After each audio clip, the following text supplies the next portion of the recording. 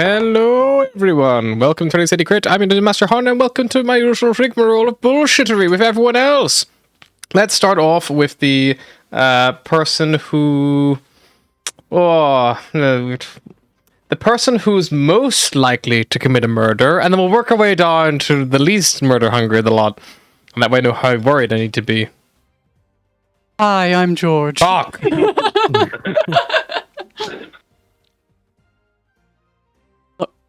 Hi, I'm George. I play Atlas Moreau, the Atlan Druid, and for legal purposes, I've never wanted to murder anyone ever. Don't worry about Never it. wanted? Nope, never even thought about it. Never planned anyone's murder. I don't like that this is all in the past tense. My nan told me how to kill someone so it didn't show up on an autopsy report, and she's a nurse, so that makes me a little nervous. No, I think that should make Harry more nervous.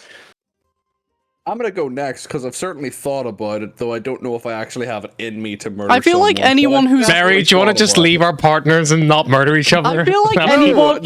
I feel like never any. my partner. Everybody else. I feel like everybody else. We learn things about our partners we didn't really Anybody learn. who has worked in retail or hospitality has thought about murder at least 20 times. Hi, my name is Ryan, and I work in retail. I play Cyrus Revenmar, the Acemar Barbarian. He also has a lot of anger. I can make Mary go next. Spreadsheets. Hi, I'm Mary. I play Asher the Ismar Cleric, and I'll pass it on to the next.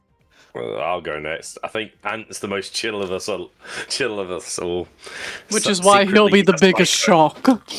Yeah. Let's go Well, for I'm playing Asher, Volgear the Jordar Ranger. And I'll pass it on to our hidden psycho in the corner. I can't say anything. Hi, I'm Anthony. I play Barristark. Because he knows he'll incriminate himself. No, just not a lot bothers me. This is the clip that they'll play when I'm they not working release off totality, Anthony's so it's Netflix kind of- documentary, you know? Yeah. Alright, who wants to remind us what happened last time? A lot. A lot. Not much. Yeah. 7 years of adventuring without you guys. No, we had a very, it was like 10 minutes tops. Wasn't even, it was like 6 seconds for you guys. Yeah. We were able to deactivate the containment field for the wild magic stuff. We fought some ghosts. We all got infected with wild magic shenanigans, causing Atlas to blip out of existence for 6 seconds for us, 7 years for her. She didn't take the devil's deal to get some power-ups or lose limbs. Much I to took the DM's first devil deal, chances. not the second one. She came back. We fixed the conveyor belt. We then went to the pool, and we had to persuade all the AIs to get along, all the god pieces to get along. We did that. It worked out very well. And then we were like, how are we going to get Saparna out of here? Because she's a big brain. If we leave her on the Teb, the Illithid will find her. If she's a brain, she won't fit on the ship. We don't know what to do. I had some wild magic left on me, so I said, fuck it, let's see what the wild magic does. Harry said to use it for something big or Wild magic that important. he didn't know what it was at all. Complete That's mystery. why wild magic works. That's how it works. He knew what And it was, and it was fun. I said this to Mary when the session ended. I could have meted and found out what it did, but I refused. Also, I did look at it at the end of the session, and Harry switched the numbers, because the one that I found, 66, was a different thing. I was using the new book. There we go. So it wouldn't have even worked out for me anyway. So Cyrus let off a wild magic pulse and turned Saparna from big brain, gooey brain, tentacled brain into a changeling. Into an absolute babe. She's an absolute babe, though we already kind of knew that from her holographic digital self. She can change her race, and she was hoping to do that after we got everybody off the ship, but we adapt, we overcome, we survive. So now we're getting everybody back to Lush. And then we're heading to I can't see what that says. It's too small. And in reverse. Yeah, it's backwards. not reverse. readable. We It's believe fine. you. I can I read it believe fine. You, Harry. I believe you. It's in the new book, Um, 65, 68. The green cards. So, we have now demigod Saparna, who is no longer Brian. We are leaving the people of Lush back onto Lush from Brian's ship, and then we're taking all of our illithid evidence to the Amphalos. The tab itself, Saparna had set up to function as little slides, so everyone's like traveling back to the surface that way. I think you were taking Baros's family. I'm not sure if you were plans with them or. We just saw I them was under again. the impression we were putting them back on Lush. Yeah, when we left off, Baros's dad and him were just having this huge big embrace just outside the shuttle. Put that thing back where it came from, so help me. Anyone get the reference? There we go. I got one nod. What thing back? Where? It was a It was a reference, right? It's okay, Pep. I've never seen Monsters Inc. I know No, I get the Ryan. reference, but I don't know what Volgir's talking about in the reference. no. There was the no. That was Will speaking, not Volkit. Oh, I don't. It was a case of Harry thought we were all sending them back basically, and I'm just joking because we were on about taking Got you now. Ant's family. Meanwhile, Yeah, Cyrus is like pushing half a sloshy Brian onto the ship. Harry, can I ask a question before we get too delve deep because it'll change something for the level up? Sure. My spell check. Can I stack flame arrows and lightning arrow? One's a concentration, one isn't. They don't specifically say anything about it negates each other. Cyrus is just there, like, why am I always the can one who has to send you carry the- the leaking bag of remains? Sorry. Alright. Are they spells or are they abilities? What are they? Spells. Third levels, transmutations, both of them. Lightning arrow. Yeah, lightning arrow is self. Instantaneous. You did bonus action 4 after melee hitting target range weapon. Okay.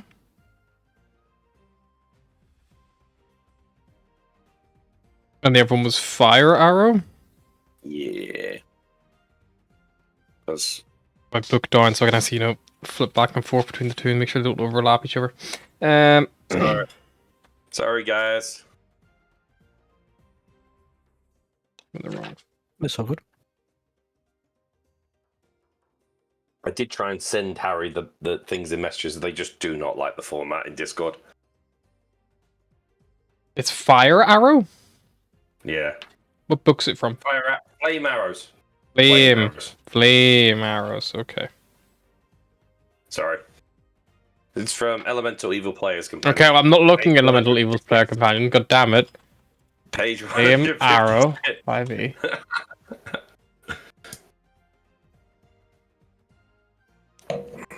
Flame arrows.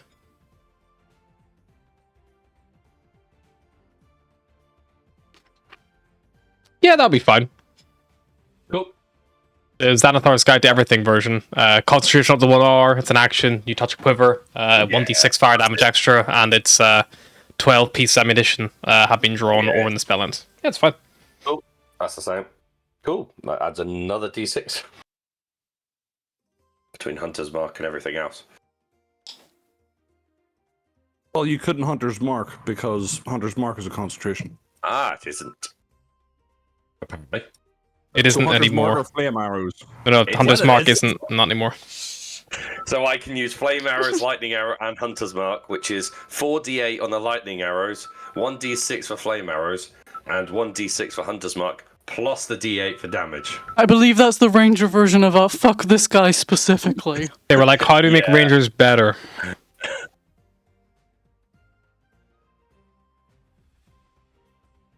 Okay, so Barros, you're hugging your dad. What is it everyone would like to do? Continues to push Brian onto ship. Astra frantically cleaning the brain goo trail after him, like, get the shit off my deck.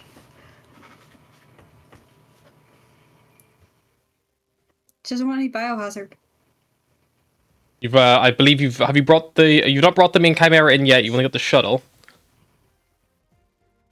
You could radio back to Sunshine and Days if you so wished. Yeah, probably radio back. Yeah, it's pretty. Will the Alrighty. Chimera be able to fit in this Tev?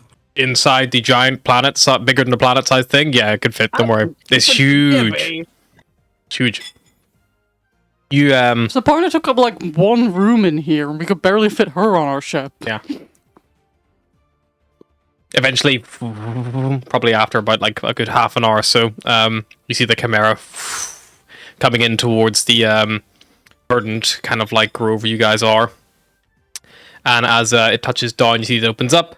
Everyone's kind of, people are like regrouping. People are like, asking like, have you seen Ivy? Have you seen Darius? No, I've not seen them. Maybe we'll find them down on the planet. They're like, like kind of going back and forth. Saying, oh dear God, my nose has started to moosh into my face. Few people. Luckily, Barros's father and grandfather seem to have not been affected by any physical changes. And Tello kind of like ruffles your hair. Barros comes like, it's so good to see you, son. It is good to see you too. Is everybody okay? I see most cousins here, but I assume some didn't make it. Honestly, we're kind of just going around seeing who's here. Few names that are accounted for, but seems like most of us are here. All the young ones, at least. And you kind of like look over and you see a little group. You see like Lark, who's like one of the youngest satyrs. They're about 14. With them, you see Birch as well, who's about 16 years old. A couple others as well, more like young adults at that point, kind of as well, kind of all crowded around them. You see Ivy, who I think you guys had met before, and who else would still be there? Willow as well, Willow the dancer. All kind of still like present there, kind of all grouped together. You see like this, see the most priority. All right. Are you going back to Lush to rebuild, or do you want a lift somewhere? I mean, to be honest, we don't really know what all that shit kind of was. Still kind of processing it myself, What happened? What are we looking at? These some kind of new army, new monsters, or new race? What is this? It is hard to understand because I don't completely understand it myself. But this ship belongs to the Liffid, and what we're on is Sapana, the god. You see your dad kind of looks over to like your grandfather, who kind of gives like a little warm smile, like he like pats like one of the like walls. It was like, and your dad's like, what the? Maybe Sapana's like a godson, and they all went quiet anyway. She didn't, It's not that she stopped talking to us because she went quiet, because she turned into a ship. She probably moved on or off doing something else. Is Sapana around? She's up by your shuttle. She's nearby. We have her over. She's not eavesdropping. Barros, maybe don't. Maybe there are some things that are better that people don't know. Like the fact that we're all protocols? Mm-hmm. Whatever. I can't believe you're still angry about that. I forgot the faithful were pretty fragile. Anyway, don't worry about it. So basically, it's a part of a war. They were attempting to make you soldiers. They use some kind of like mind control to transform you into half squid people, but they're dealt with now. We're going to deal with it permanently. If Lush isn't safe, then maybe we can drop you off at the Unfalas. I mean, The invalid. if you've made this place safe and you say it's that they're done from here, then it should be safe, right? I mean, you seen them more than me, son. If I'm honest. I don't know if they're coming back. I can't confirm whether or not they'll just attack again. See your dad like looks across the group of, you know, the Darkhoof commune itself, like that are all gathered here, and you know, there's in the main like settlement itself. You recall there's probably upwards of about 30 odd satyrs or so. But right now, this small group is probably only about half of those currently accounted for. It could be people just haven't made it to this particular area yet, or maybe have gone elsewhere, or maybe just didn't make it. Or still maybe down on Lush. But as you kind of like look around, you see your dad kind of looks over to your grandfather, back to you, and he gives a little small like nod to you and goes, "Well, there's an awful lot of us. But I feel like right now, we're still all family. Some of us a bit closer than others, mind, but we're all still family. What would you have us do, Beros? Are we safer heading back to Lush? Should we go somewhere else? You know, we can maybe scrape together enough to get everyone somewhere, or no offense, your ships are probably a bit too small for all of us."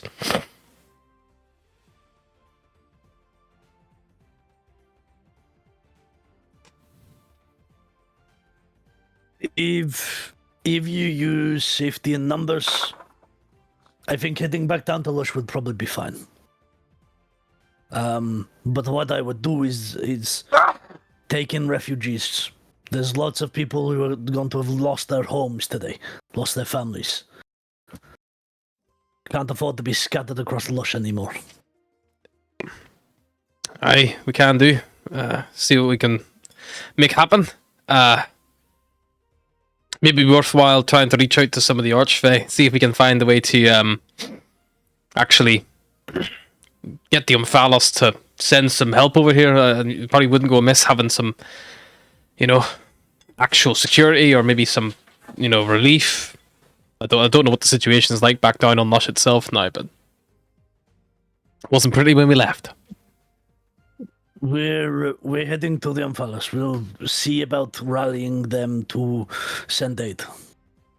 Aye. Do you you may need to leave yourself here, and your father kind of like steps away for a little bit. He goes over to your grandfather. There's a small discussion, and then Elder Gideon and Tell your father kind of walk back over to you. You notice he doesn't have his walking stick anymore. He hasn't needed it since giving up the shard that he'd carried around for many of his last few years. And he takes a small brooch off his like kind of like robe that he has wrapped around himself, and it has the Satyr family crest on it. And he reaches out and he pins it onto your like lapel, or onto your like something in your chest. Mm-hmm. I can't guarantee they'll listen, but Baron shall not be empty-hoofed. Give him a nod and then a hug. Yep, gives you a little hug back, a little squeeze. Alright, stop wasting your fucking time here with us whole lot. Get out there. Do whatever it is you've been doing, because can't say I ever thought something like this would happen. No. Right. Keep yourself safe, and if you need me, then I'll be around this sector for a little while. We know where to find you, if worse comes to worse, if we need you. And then I'll head back to the ship. Yeah, back to the Chimera, like probably Sunshine and a few of the others have like loaded up the shuttle, like getting it all good to go, like final like flight checks and things like that. And as you're kind of like, you know, getting ready to leave, your dad kind of just calls maybe from like, you know, a couple of like 10, 30 feet away. He's like, Beros, son! Don't do anything too stupid. Stay safe out there. I'm not promising a thing. That's why I told you to not do anything I wouldn't do. I'm telling you to be as safe as you can. I'll try. Gives you a little nod, and then you turn to the rest of your crew. An hour later, the entire party would be in prison. Right, what's the plan? Obviously, the ship can't stay here like the Sapana ship. It needs to be teleported somewhere safe. Somewhere in deep space where it can't be found or destroyed. Yes, if you can get us around to the Beast Mind engine, I should be able to trigger a force teleport. Its location I won't have much control over, but I'll be able to send it at least far away. That we'll have to do. In regards to everyone here, is there a way that you can get them off ship back onto Lush? I believe that is somewhat already in progress. It seems like most of them are traveling down via the original tubes that helped bring them up here in the first place. Those who were, I reversed the pulls on those once we had control again to enable that. We should be able to see via the Beastman engine if the actual ship scanners are still working. My old eyes, as it were. We should be able to see exactly how many are still aboard and how many we need to wait for.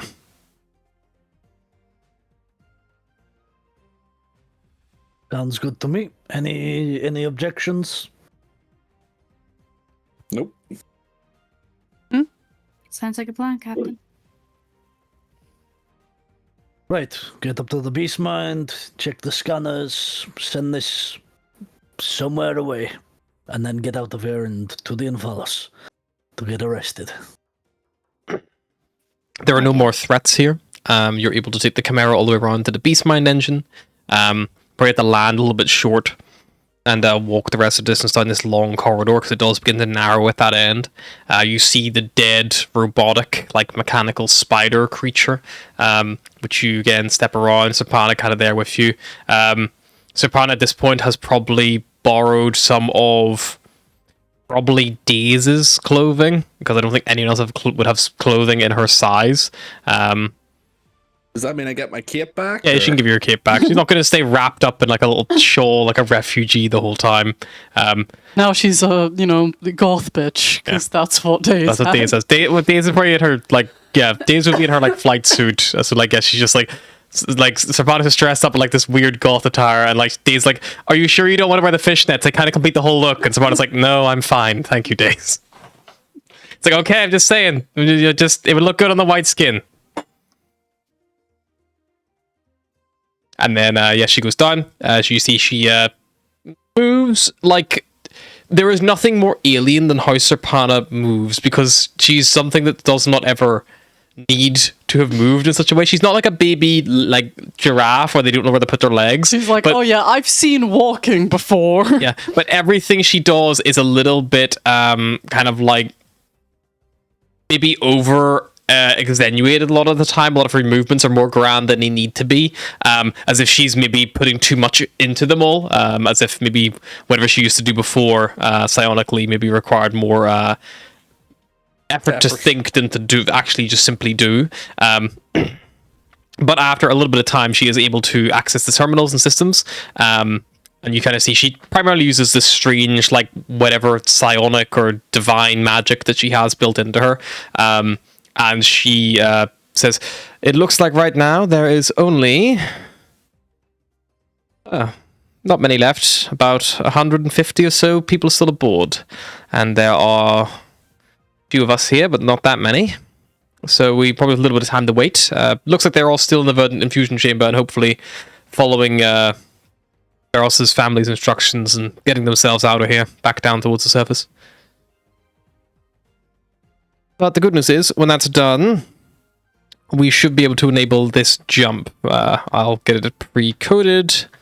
Again, the location I can't steer, but we'll just point it away from everything and hope that it doesn't hit anything.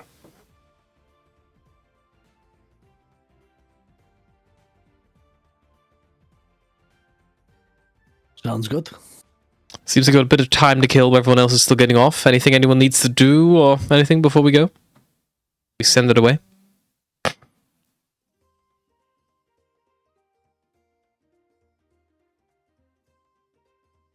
Would there be any way of like photographing the pods and stuff like that there, like the dead worms on hollow straps, or would we have to like collect them?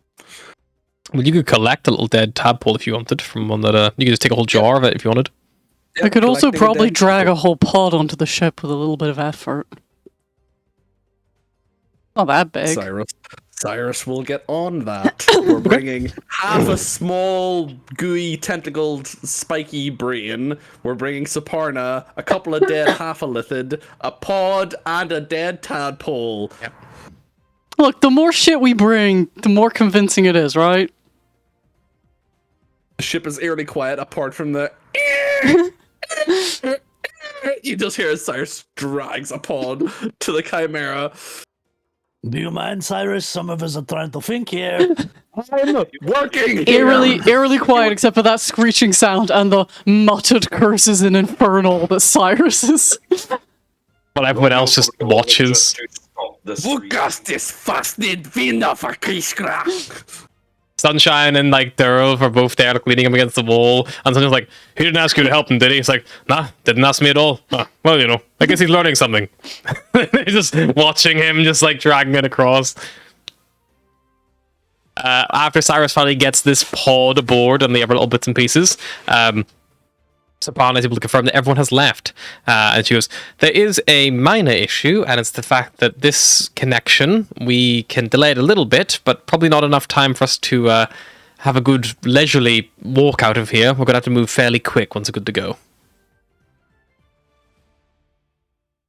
Right, running it is.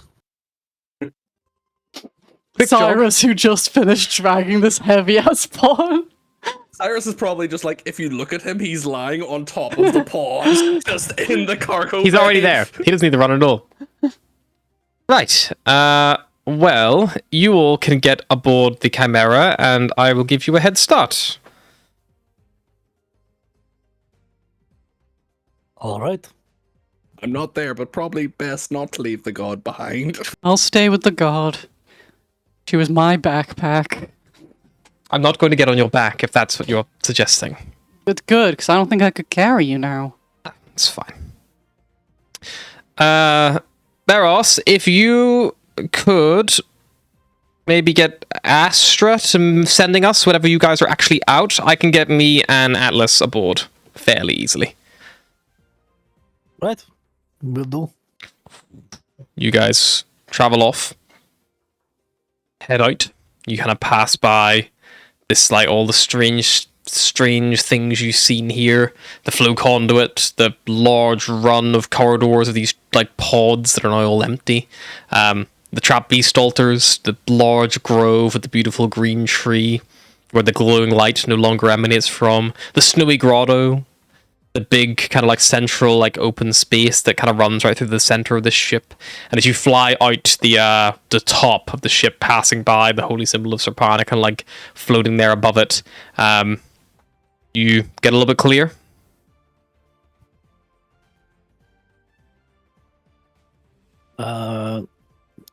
Tell Astra to let them know that we're ready. Astro sent the message. Yep. Who are you sending Have it we to? not rested yet? You have not yet. Nope, not yet. Okay. Still got high level spells. It's okay. She'll send it to Atlas, let them know where they've arrived. Atlas, your hollow strap lights up. The sending is received. Saparna doesn't have one. I was like, how do I open? How I don't. God, it's been 7 years since I used one of these things. Hang on. If it makes you feel better, I've never used one. I think they're ready for us. Sure. Okay. Let's hope that they are. And she presses the final button, and you see that all of the lights begin to twinkle and flash, and the ship begins to begin to turn semi-translucent as it begins to prepare to shift out of existence. She offers you both her hands.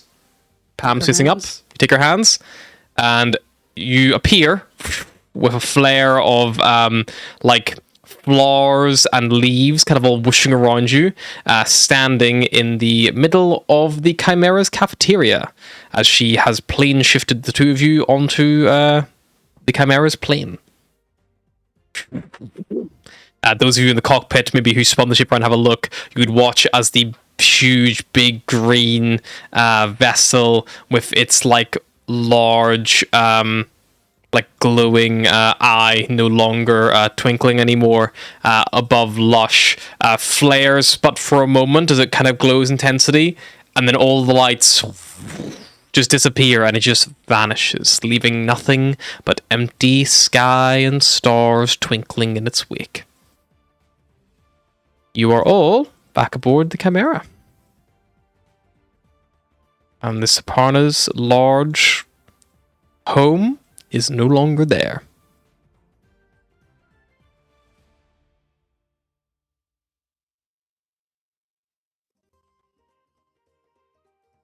Right.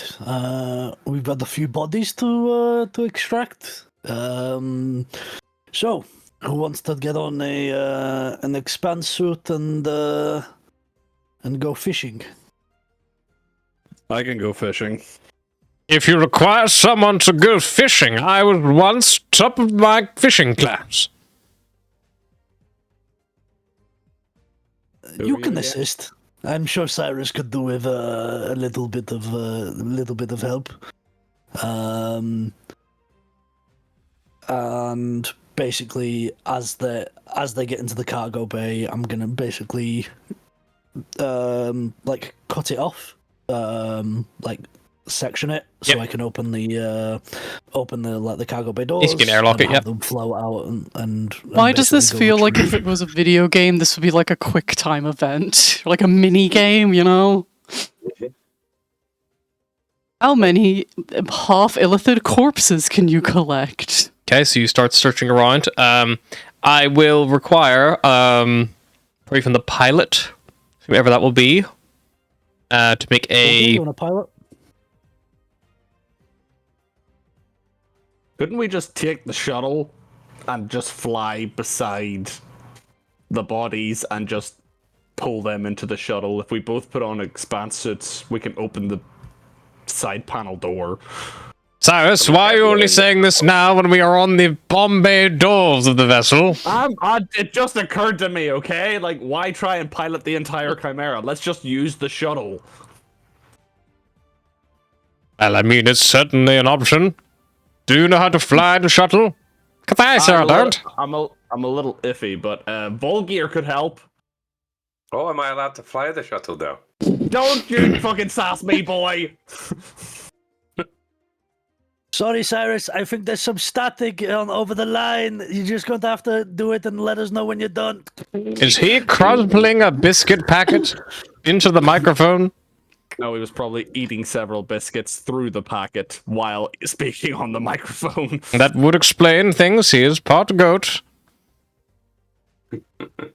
Goat style, just biting off like a whole roll of Oreos. Yeah, Volgear, if you're flying the Chimera close, I'll need a piloting check. I'll need someone to make a perception check up in the cockpit to kind of like lead you in close.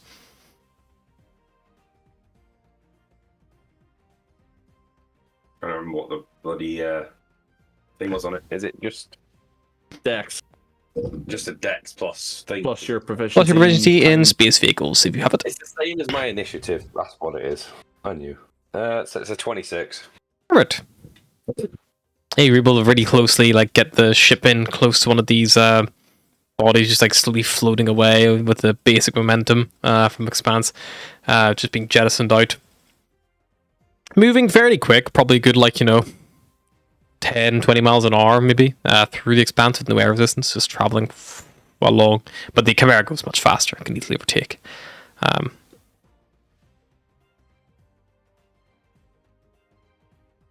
Am I gonna have to like bungee cord jump this? Like tie a rope to the bay door, tie a rope to me, jump out, grab body, get pulled in. You can if that's a solution. No, I'm just saying, like, is he flying past and I can just grab the body while standing on the bay door? Or I do need- have You to gotta leave the dangle ship? your arms out like a dog with their head out the car window. I need to see if anyone making a little perception check to see how easily they can spot some bodies to bring let Volga bring the ship in I can close. spot some bodies. Go for it. We request Astro, the okay. She's having a AI weird day. Why not Atlas make it advantage. weirder?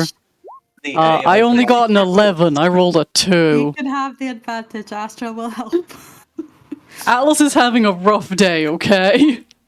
The 24. 24, yeah, able to spot a good Right. cluster. And then you start getting close. What would you like the AI to do, Volgear? I'm just curious, can the AI assist in any way, like highlights? Atlas is just like I don't think staring. the bodies are magnetic. Atlas is just staring blankly out the window, and Ashley just like nudges her, and she's like, "Oh shit, there's some there." Imagine Astro's like kind of like popcorn to watch this as like little like morale boosting event. Just it's like it's over there, Atlas. Just yep. You don't have any AI in a system that would help with like gathering or extraction. searching or anything like that. So unfortunately none of them will help in this instance, no. As you get close enough Maybe they're though, not Cyrus, you make an magnetic, though. athletics check. Or maybe not a See shame, as how they just easy like. you can grapple one of these things. 18. 18. With Volgear's piloting and Atlas's spotting of like where some good concentrations are, you have a pretty easy time when they bring you in nice and slow to the front. You're able to grab one of these things out of the air that's in pretty good condition. This is one of the ones that was a good 50% of the way there. You see that they were, once upon a time, probably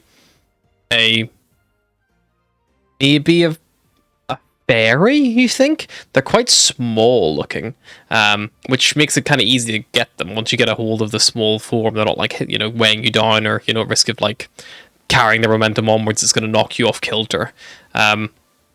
They are, their wings have fallen off, which is apparent straight away to you. And they're, like, normally, beautiful, kind of like radiant little like fey features are cold and unmoving. It looks like their body is like, even in the expanse here, in the cold of the expanse, it has begun to freeze over, but it looks like they were probably once slick with sweat or slime or something. Likely when you get in the ship that will probably begin to defrost. You see that their eyes have turned to this like bright purple color, and their nose is almost completely disappeared from their face, as if it had been squished in, like Play-Doh being crushed by someone's thumb much larger than theirs. And just as you're kind of like giving a little brief once over, and as you like drag them along, their mouth like sloshes open, and their entire like tongue has turned into this like spaghetti mess of tendrils that are all spilling out of the mouth, not quite fused up into those strange kind of like external tendrils that you'd seen on other illithid, but yeah, definitely a clear process beginning. Well, that's disturbing. Drags the body. That is most vile. At least it is small. I think we're gonna need maybe one or two more. This is a good find, but one or two more to definitely cement. Are we looking for something a bit more or a bit less? It's like banging on the window. More! What? Okay. You want to go home? Illithid? Right, quick. We need Where? tentacles! We need tentacles! In the expanse, no one can hear you scream, Cyrus. I know, but he can read my lips, I hope. He's quite perceptive. No offense, Cyrus. Whenever you ask him to read your lips, most of your lip motions are large, open, agape mouth with square box-like features on either side, with very little to no lip movement. My beak is easier to read than your lips. Note, Volgid makes a note Right. to himself. Teach Cyrus how to do some sort of sign language. Make it up between the two of them. It doesn't matter, but fucking something. Astro probably walks up. Side. Bigger? Okay. Bigger. Can I just point at the giant ass, like the giant? Oh, is the ship disappeared, hasn't it? Yep, it's gone. I was You gonna can say, point I at the just point giant ass ship? space it was in. Yeah. I should probably start looking around for a bigger one. Sure, make a Big perception check. Goliath in the corner.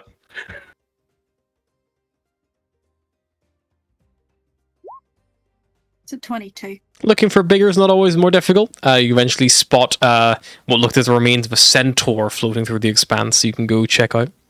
Volger brings his ship in close. Half horse, half person, squid. Makes Astra a little sad. Cyrus, this one, you grab it. Same- Make an athletics check. Is it the same one? 11. Not as good. This one, Cyrus, as you kind of reach out to grab it, it's kind of moving like perpendicular to the Chimera, and at a risk of knocking you off your like grip, unless have you tied yourself up, or are you just like standing on the bed? I would have at least tied myself to the other person, safety lines and all that. Okay. You tied yourself to me, or is that? Who have you tied? Jessa, the fifth tongue, is out there with him. Oh, wait, why did I volunteer? Don't you think about it, Volker. I know you're tempted to. Push. Cyrus has a big Cyrus, log. it was a sacrifice I was willing to make. Well, yeah, Volgir just comes back to the ship. Where's Cyrus? And there was an incident. People were lost. I speak nothing more of it. It was very tragic. The funny thing is that, like, Owlin with their wings can at least move a little bit in the expanse, so you'd be more likely to just kill Cyrus and still be stuck with the Owlin. I mean, Cyrus has his wings, I think. But isn't there the? Oh yeah. There is a slight lack of air molecules to interact with. Yeah. So even the island would be fucked. They would need a star mark to have propulsion. They use their wings What to about a steer. shotgun? What if you used a shotgun to like Yeah, fire? yeah, that and would blow work. yourself back? Basic. I've got a shotgun. Shoot the bird when you're at it. We all need fire extinguishers so we can do it like in Wall-E. Just as Cyrus like pulls the rope, so Jez is right on the edge. Volgir just leans back and just like. Cyrus is like floating back into the hangar, and Volger's just. Don't worry, Cyrus, I've got you. Cyrus, you like go out and like, you get impacted by this thing, and it's a bit heavier than the pixie and the fairy. Sorry, so you like get knocked and like begin like move with it a little bit as you try to like slow the momentum down. It kind of like overtakes your static momentum and begins to drag you. You can either let Jessa make a strength athletics check to try to like pull you back to safety, or you can try to make a dexterity saving throw to try to basically like save yourself from like getting like sent off with this thing. I think I'll make a dex here because I don't know how strong Jess is. I imagine not very. You don't know? Be hilarious if she was just like super fucking buff though. She's been lifting Yeah. real heavy books. Do I get advantage because I can see this is a Yeah, problem? you're aware of the dangers here, so.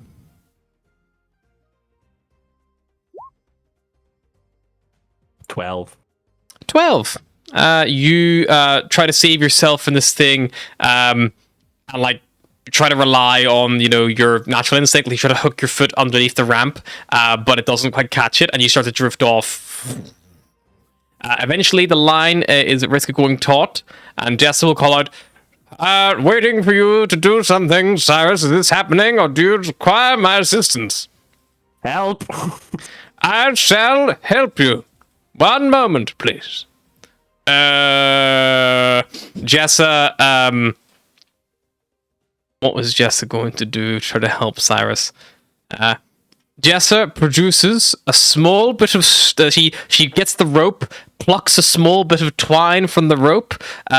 She reaches into her pocket really as she can. She has to reach her arm into the suit and down, and then back up, and then and she just holds the bit of twine to the wood through the rope with, "I sure hope this works." And she waves an arm and casts a spell. And Cyrus, you see nothing happen.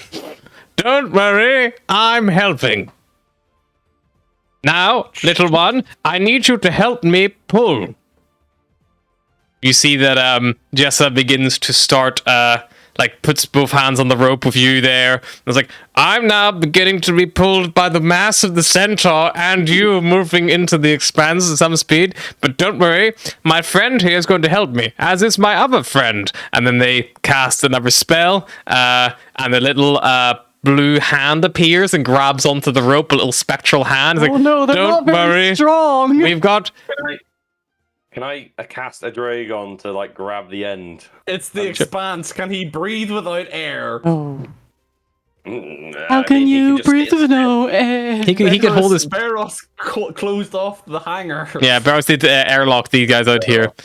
So, with the Unseen Servant, the Mage Hand, I'm going to give Jessa advantage on the strength check to pull you back in. 14. Jessa doesn't fall off, but makes no progress at pulling you back. But you're no longer drifting away.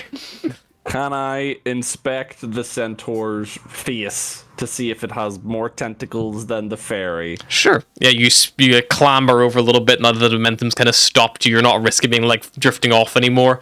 As long as Jessa doesn't, like, slip or something, you'd be fine. And you have a look around. Yeah, this one, the face, funnily enough, isn't actually that bad. However, the back half of the horse's body, it looks like it is beginning to like break itself down. The right hand side of this thing, it's as if someone had been like just let like small little like nanobots or something out, and just like, you know, they were just nibbling their way through. Like the flesh is like severing from each other, and like just like splaying and parting, but not like as in a knife going through a cut of like meat.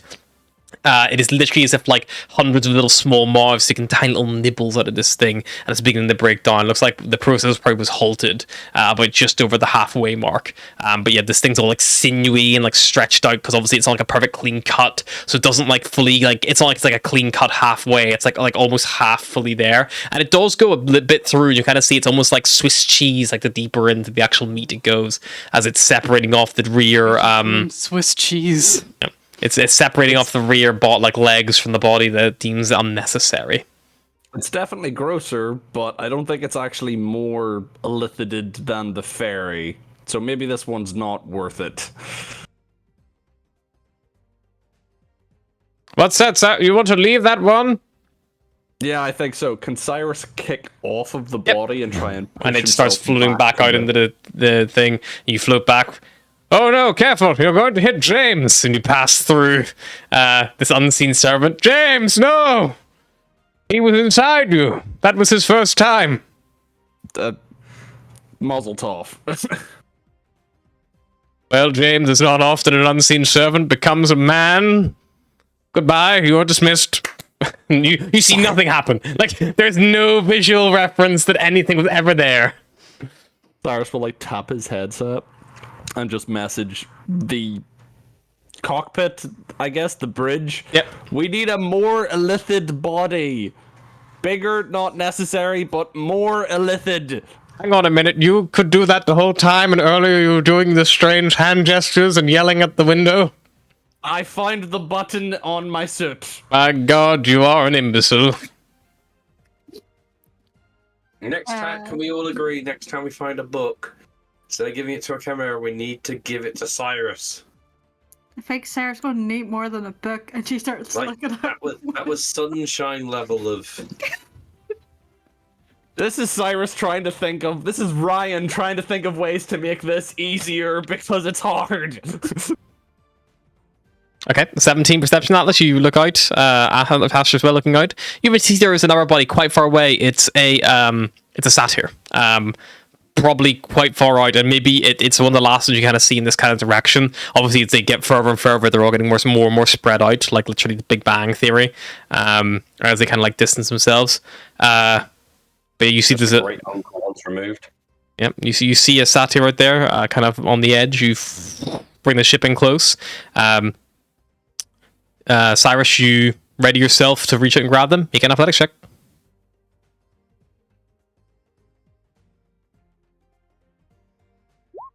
25. A 25. Yeah, this time sadder. you grab them with ease. And you hold them back aboard. Jessa barely has to help you, more just like as working as an anchor. And you drag her aboard. Her face is almost not recognizable. The hair has completely vanished. The horns are gone. They look almost more like a human in a sense than a satyr, if not for the goat legs. And like the slightly more goatish features in the nose and things like that. But the nose itself also is like almost completely gone. Remember, these things were only ever about 50%. I don't think anything was above the 50% mark by the time you got there. But it I was thought we getting got worse. things up to 75%. Yeah, nothing was at I thought 100, it was so there was a couple of things 25, at 50 and 50, 75. and 75. So, yeah, so this one is probably then the mouth and nose have fully tentacled and flopped out. However, in this one, the eyes are still this like beautiful green color. They haven't turned to that purple color just yet. And the flesh, unlike the flesh of the fairy, which had kind of become like that slightly more like strange, pallid, like octopusy like texture. The flesh here is still almost normal. It's definitely a little bit damp looking, but again, with the cold expanded, it's beginning to freeze. Yeah, I think this will do it. Yep. Bring them aboard. Legs, a lifted face. Yeah, this is the one. And Cyrus will start You look to in the wrap mouth? them in blankets and put them in the fridge. Well, yes, he'll look in the mouth. You see that sickening bone point, the back of the throat. Astra bolts into Jessa, remind me not to show Astra these. Yeah, so What would you not like to show her? The strange mouth hole? Yeah, the strange mouth hole with the spike in the middle, I think that would give her nightmares Ooh. forever. It looks like a magic wand. It's not. It's definitely not, and it's not fun. Think of these things like going into your eye. That's what they're for. That is definitely not what I would hope that they would be used for. I don't want to know what you hope they would be used for. I'm going to wrap these up and put them in the freezer now. What do you use magic wands for? Casting spells, you buffoon. Lifts the bodies, puts them in Yep. the freezer. Jessa does not help. Don't worry, James will be of assistance. No, don't even worry about it. I got it. See, like one foot, like moving a little bit irregularly, but like not really helping lift much. He's trying his best. Yeah, you put the bodies in the fridges. Wrapped up so that they don't leak Sure. or anything. They're covered. Alrighty.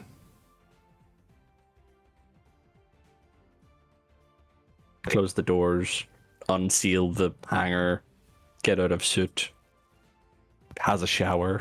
Yep. Has a second shower, a third shower. Astra yeets disinfectant over you. Is like, man, the shower's draining really slowly. We need to remind Sunshine that he needs to fucking stop shedding so much down here. Are you in the communal shower? Oh, I'm in my shower. Yeah, that's gonna say Cyrus has its own shower. Yes, but haven't we already established that Sunshine, when Oh, he yeah. blocks up one shower, just moves on to the next? Yeah. Okay, well, what would you all like to do? Astra's gonna go sleep because she's pretty much spent mentally at the minute. Oh yeah. So we've got our evidence. We did that. We've freed Saparna, or united Saparna to the Amphalos, I take it. Yeah, you still got a bit of time before the Chimera's going to be charged up, so you probably will need to you'll get a long rest here before you travel, but yeah. Yeah. Just take a long rest then. Sure. You all bed down, take a long rest, get ready for the next day. Is anything anyone would like to do? Any NPCs like to discuss or talk with? Who drew blushy lines on Daze's token? I'm going to roll a d4 as Atlas tries desperately to remember which bedroom is her fucking bedroom after 7 years.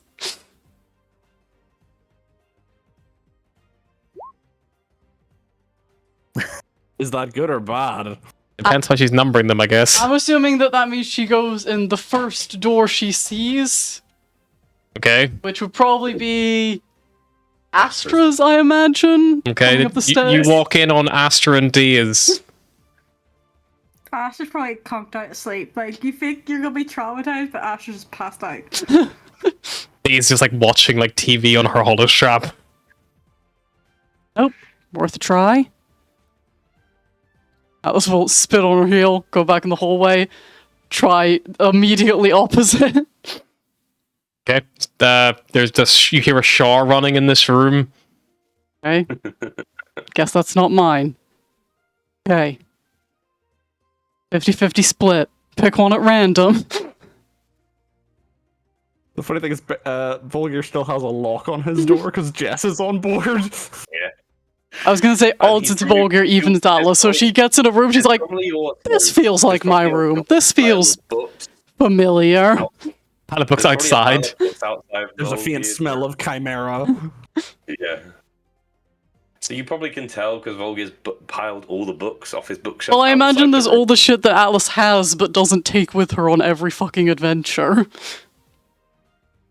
As you're walking into There's the like, room, there's you like a book on the nightstand, and she's like, I do not remember the first half of that. I'm gonna have to start it again. I will give Sapana my room because I don't think we've got the rooms anymore. And a Soprano can Barros fit will on the auxiliary bed if need be. Well, no, actually, no, it's fine. Barros will just sleep in the captain's chair. Sure, Soprano will take the captain's bed. She'll not complain. You might expect her to be like a little bit like that polite kind of like, oh no, like please don't. You're like, please Soprano, take my bed. But she's like, okay, I will, thank you. And she just takes it. Like, Damn it. very entitled, like, I'm a god, I deserve these things. It's like when you offer someone something and they don't do the like initial British thing of like, oh no, I could. They're just like, okay, and take it. It's like, what about our little dance we do? Once he's finished his shower, Cyrus will probably come down to the cockpit as well. Not knowing where Saparna is, so he'll like enter the room. Is Barros there? Yeah, Barros is just like he's probably cooking a few cookies and getting his milk for the night. Have you seen Saparna? Oh yes, she's got to my room now. Yeah, that would make sense. God, captain's room. I was gonna. Yeah, I don't know. I don't want any bad voodoo. Like I don't want to piss off a god. And if I die, then it means it looks good in the afterlife. Yeah, that's fair. I was gonna offer mine. You've not had a room long enough that I would just like give you the captain's quarters. I'm happy with the captain's chair. It's got my biscuit holder. That's all I need. Well, if you want, you can. I mean, I've spent enough time on the ship without my own room. I know I can survive it. You're the captain. You probably should have a room. I can sleep in the auxiliary like I used to. No, it's fine. If you're offering to share the bed, then maybe. Don't get carried away. I know what you're like. I've got to try. No, here's fine. All right. Well, if you change your mind, there's the auxiliary bed, or we can swap. You forget I was a pirate for like 10 years. Like I used to sleep in the hammock. This is fair. And when Cyrus sleeps in the auxiliary quarters, he has to sleep with his hands like protectively clutching his pants while he sleeps. You walk past, like, through the 3/4 Cyrus, like, back towards your room. You pass Durv, like, asleep on, like, one bed. And you look to the other bed, which is just empty because no one's sleeping there. And you're just like, okay, just walk by. He will then knock on the captain's quarters door. You kind of, like, hear, like, some footsteps on the other side. And eventually the door opens and you see Saparna there. She is probably, like, no longer wearing like Daisy's like skirt that she was wearing, but she's wearing like the long baggy t-shirt, which is kind of like all falling about her. Like probably honestly, Soprano's height and Daisy's height, they're probably not too dissimilar in height, so it probably just falls about just above her knees. Big oversized thing. She's like, "Hello, Cyrus." Hi. I think I should apologize to you. Whatever for? Well, I'm not sure if this is what you had envisioned when we were meant to get you subjugated and all that. And I kind of feel like, although the wild magic came off of me was in fact wild magic and I had no idea what it was going to do, but it affected you, and I feel somewhat responsible for your current state. You're kind of mortal now, which is probably a new thing for you if this hasn't happened in a previous cycle, and I just wanted to say I'm sorry. Well, if it's certainly based on the records we have, this is new for me in a sense. It's not that I remember what any past cycles actually felt like or smelt like or tasted like. Those sensations are all quite new. So I wouldn't be worried. Thank you for your apology, but honestly, I'm alive and the plan is still going ahead. That's all I need right now. Okay, well, good. And about the whole closing null thing, you said I was, well, it sounded like you were disappointed that I didn't think I could do it, but it is a big undertaking.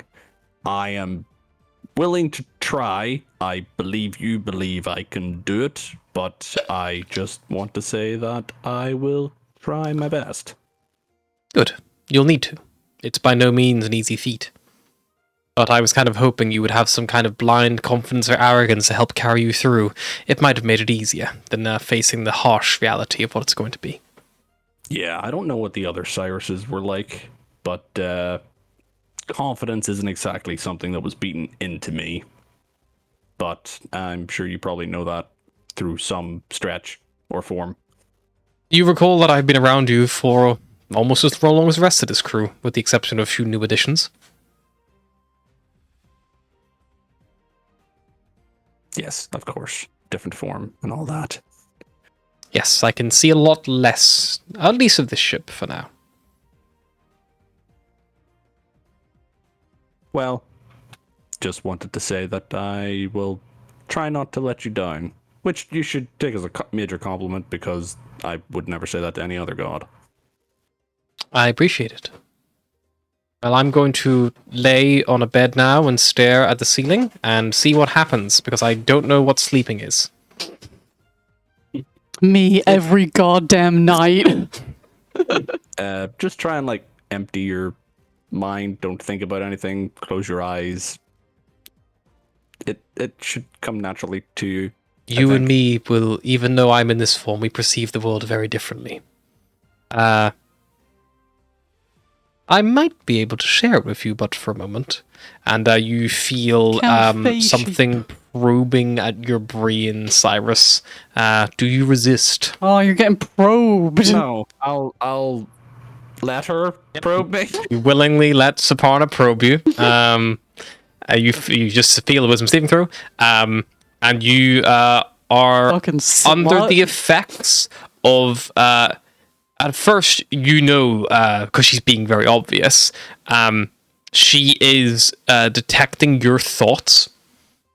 And she can probably pick up, if you're letting her in, she can pretty much everything on your kind of like me and like psyche. What would be like on the forefront of Cyrus's mind right now? Probably the guilt of essentially taking the choice from her of what form she is, a little bit of reassurance that she doesn't seem bothered by it, the hope that he can sort of fulfill whatever his duty is, and probably trying not to think about the fact that she is in fact attractive. Okay. Don't think the god is hot. Don't think the god is hot. Don't think the god is hot. Yeah, she doesn't really show any obvious expression, but you definitely know that she knows that you know that she knows that she knows. I kind of She looked at me. yeah. You're thinking so hard about not thinking that she's hot that you just go full circle again. Don't look down. Don't look down. Don't look. Fuck. Don't look down. Fuck. Fuck. I did it again. Fuck. But then you feel everything flip, and all of those like panicked, like worry moments of like embarrassment and distraction and pride and confusion and worry and hope and whatever else is all wrapped up in Cyrus's mind. And probably the guilt is like that last thing of yours that you hold on to before it fully disappears. And then you realize that you are reading her thoughts. And but for a moment in between, your brain is the most peaceful, serene thing ever. You don't have that little voice nagging you. You don't have like any of those doubts or worries or fears. And then the connection is fully established. And you are overwhelmed. You hear voices of every caliber, age, size, dialect, language begin to flood your brain. You hear the odd little whisper and probe, and you try desperately to pick out a single voice in the ever-growing Olympian stadium of voices that is just now plunging your brain into overload. Make me a perception check.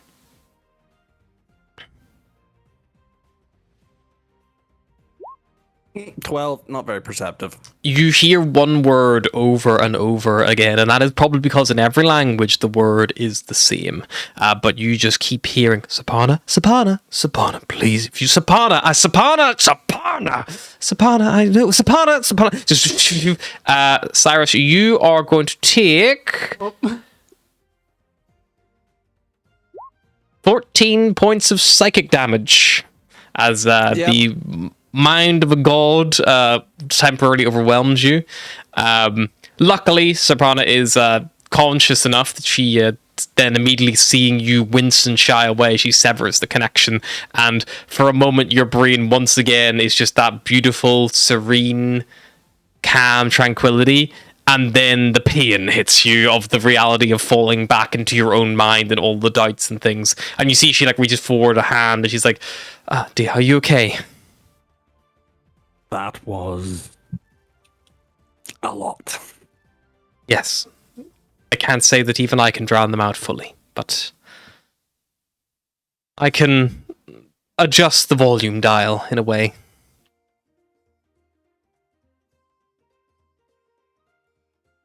Well, I think I have a newfound respect for what gods have to put up with. I certainly know I screamed often and loud enough at Lorien. That's okay. Lorien just has a mute all button. Well, He leaves everybody on red. to be fair, in my He previous gives everyone forms, like the thumbs up emoji. in my previous forms, I could had a bit more filtration control. It was a lot more staggered and easy to hear and pick out individual trains of thought. I feel like in this form, I'm missing a few, but anything that's important, hopefully I'll hear it.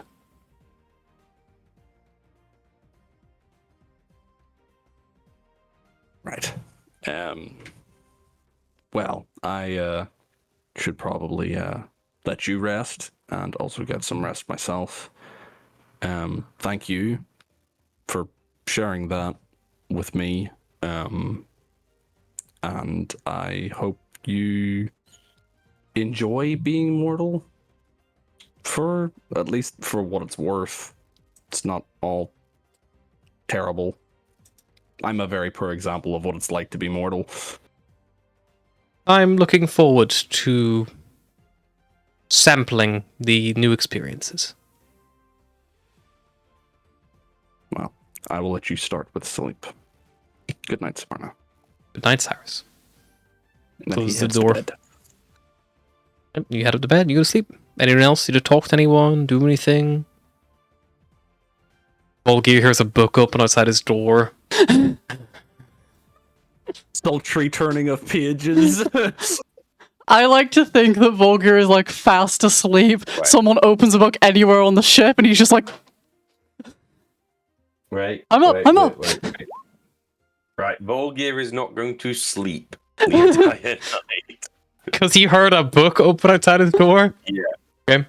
You also would have heard someone opening doors at random earlier in the night, but that was just Atlas trying to remember which fucking bedroom was hers.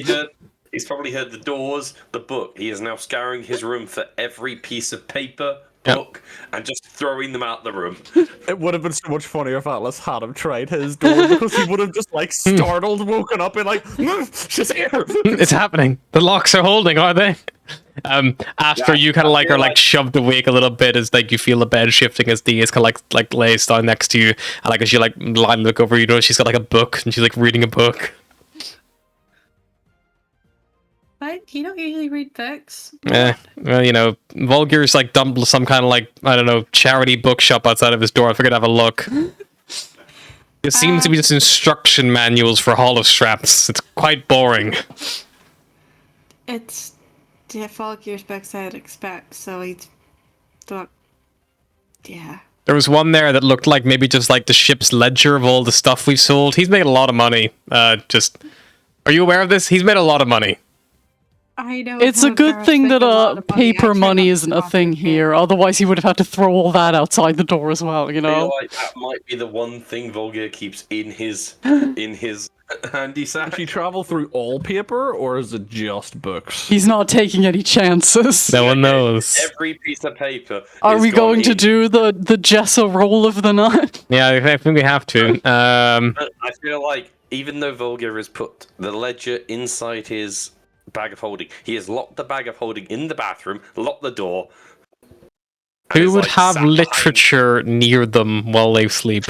Atlas has quite a lot of books in her bag, so... You just said Iris probably still does too. I mean, Astra probably does, but I feel like she doesn't care enough. They don't care enough about Astra somehow. So Does the cookie maker manual that's like still like Okay. left in the bottom of the thing this is where Vulgar's forgotten Dragon has a book in his backpack or something. Okay, so none of you are disturbed by Jessa in the night. She did appear in the literature on the ship. It was not any one of yours. Startled kobold screaming as she appears from a fucking manual in the engine room. I'm just here to start a Durl scream in my head. Or just the captain's door opens and Jessa flies out of it and the door just closes again. Maybe. Or Sunshine looking for your picture book and just starts talking to him. The door opens, Jessa walks out going, you shouldn't be reading that material, it's disgusting! At the captain's desk! It's not my... He keeps these under his bed. Are they not nighttime material? I feel like if Vulgar is locked everything away, he might just about sleep, but he is like waking up every half an hour at every sound. Sure. You'll get a long rest, and whenever you wake up the next day, the ship's engines, the astral engines, are all recharged, and they are ready for you to jump, if you so wish. If you walk out your rooms, you just see Vulgar with slightly dark eyes, just putting all the books back in his room, one by one. Are you okay, Vulgar? I think Dee's took one here. Oh, thank you. I think I need a cart. This would be a lot easier with a cart. I think you need a library or like a bookshelf. Yeah, I have a bookshelf. That's the problem. Okay, can you not like put doors or something on a bookshelf and then Maybe we need to build you like a book safe. Yeah, that sounds good. What is it we are all discussing up here in the stairs very loudly? We're discussing Vulgar's love of books. Ah, yes, indeed. He is indeed a man of great literature knowledge. The door's just shut. And he's gone again. You just hear... I know It's like my Vulgar's headset. strange, but he's like... stranger this morning. I just don't think he slept well. Maybe he, I don't know, had a bad dream. Well, maybe I'll get him coffee or something. I don't know. I mean, if we're going to the Omphalos, there's plenty of good places we can get coffee there. If we don't get arrested first. That is true. We're getting through the door before we get arrested. I mean, coffee not I'm not getting arrested, and Jess is not getting arrested, and Sapana probably not. Fizz is maybe like a war criminal. I don't know what he's gonna fall under. Derv is from the past. He should be fine. I know that feel. I bet we could get through the door. It's just how far. Right, okay. Right, let's head to the Enforce and announce ourselves to an entire planet that we flipped upside down and Okay. caused millions of credits worth of damage. You jump. Space station. It's not really a planet. Ash just starts making coffee for everyone. You're gonna What I jump need- to Uri. And we are, yes. Okay, you jump to Uri. You are once again greeted by a familiar sight. The lone star of Uri, the like bright glowing blue purple star here, with very little else in this whole sector, which made it the perfect spot to find such a strange, abandoned star system of some kind of race from the past. This big like satellite that just floats around this purple star. As you get a good look at it now, you kind of like see for the first time in at least a good couple of weeks, the Couple of weeks. Omphalos. It's been years. It's been years for you, maybe.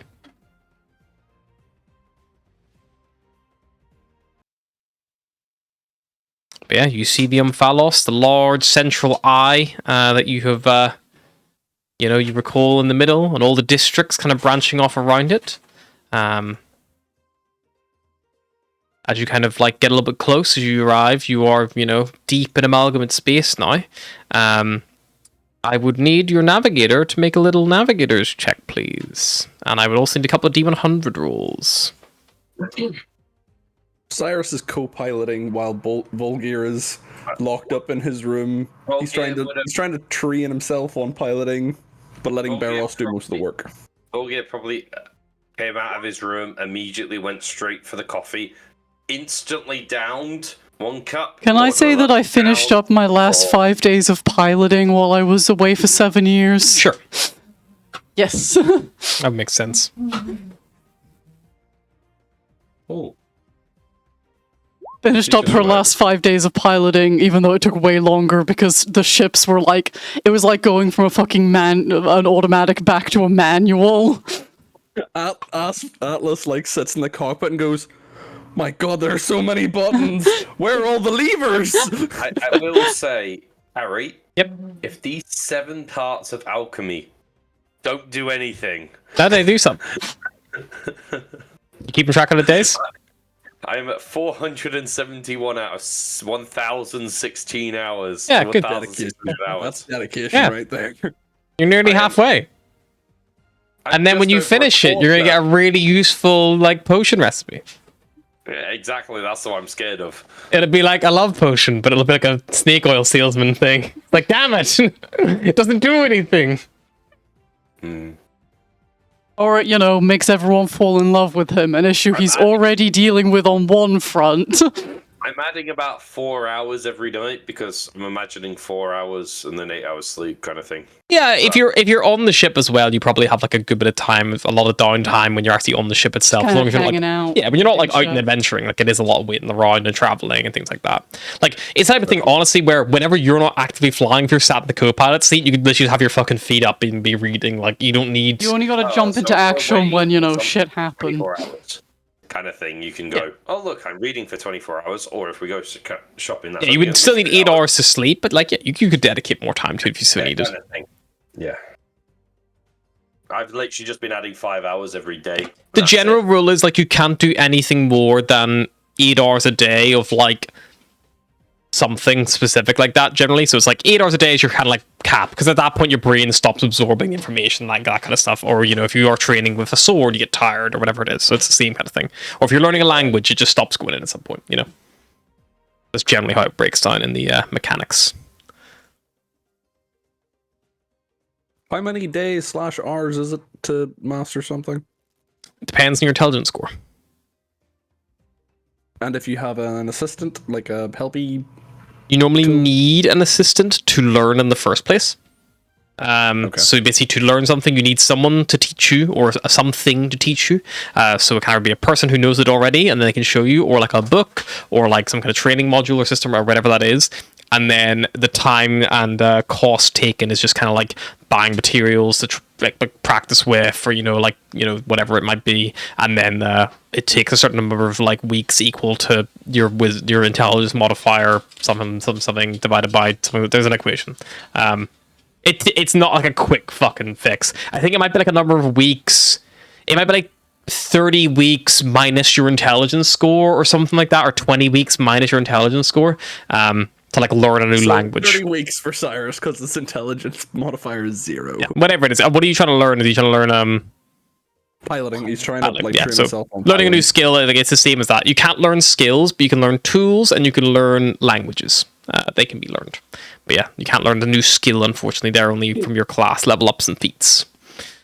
Okay, well, he'll still practice even with his assistant tool. Yeah, you can eventually get the piloting tool like sorted. The space vehicles is a tool proficiency technically, but you couldn't get like acrobatics if you didn't have it already, for example. But yeah, it just takes time. But yeah, so the Umphalos is there. No issues happen on your journey, and as you get close, you see a heal request come on the terminal. I'll take it. Okay.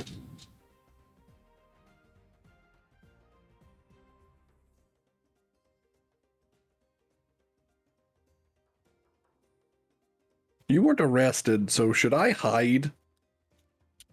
Because I was arrested. I think there's definitely wanted posters for me and We were not arrested simply because of the fact that we were never caught. yeah, there's definitely some wanted posters of us. We did turn in the entire thing upside down. Okay, I was wondering if it would help us whether or not I made myself scarce, but if not, I'll just stay in this seat. I don't I think think it's going we're to lost make without Cyrus anyone at this point. any help. Nothing wrong with a little bit of hope or optimism. What Don't is look that? at me, it felt weird to say. I was about to say, what is that? You speak of. Okay. So, you see a figure kind of like flash up, and you hear a voice. This is Dockmaster Vakari Arnhold, identifying ship known as... What's your ship actually keyed in as? Is it the Chimera's keyed in as? We changed the log, I believe, Yeah, we changed to it the to Chimera. Okay, yep, so king, a ship known as the Chimera. Nature of business. This is Eight. not very light show. Baros Darkwolf, I'm here to speak with my grandfather, Xander Mason. If you mention me by name, you'll know. Okay, Mr. Darkhoof. Is there any reason why the systems would be recommending we dock you at the OSEC dock? Are you aware of anything like that might be? Most of my crew are a non-terrorist organization, and we are wanted across the Umphalos on multiple charges. Alright Like I then. said, About half by now. I'm here to speak with my grandfather, who is currently the commander of OSEC. Okay then. I'm just going to transfer you up to OSEC Dockport. They're going to heal you out now. And just they'll probably they'll handle this. Just hold out there, please, for a little bit longer. It'll not be long. Can you imagine if you were just some like random like cop working the desk and like someone was just like, "Hi, I'm Osama bin Laden," to be arrested? This is above my pay grade. Okay. The heal terminates. And eventually there is it probably The hell terminates, and as it does, all you can hear in the background is "Holy fucking shit!" pretty much. Yeah, you eventually hear a you see another flicker of the screen, and you're greeted by the visage of an elf, and you hear a voice. Hello, I am Lieutenant Luthex Nath. I am the liaison officer for OSEC Dock. If you could please bring the Chimera into Dock 2B, please, on the OSEC level in the central eye. We will be waiting for you, Mr. Darkhoof. That is completely fine. I do have a request, though. There are a number of occupants on this ship that do not have any association with our organization, nor the crimes that we committed while here the last time we were here. So I would like them to be able to pass freely. You can question them, but they are not to be arrested. I cannot guarantee anything at this time, Mr. Darkhoof. It is likely that everyone will be held, at least briefly, in a holding cell until we get them all processed, just to ensure there is no disguises or anything like that in play. I'm sure you understand.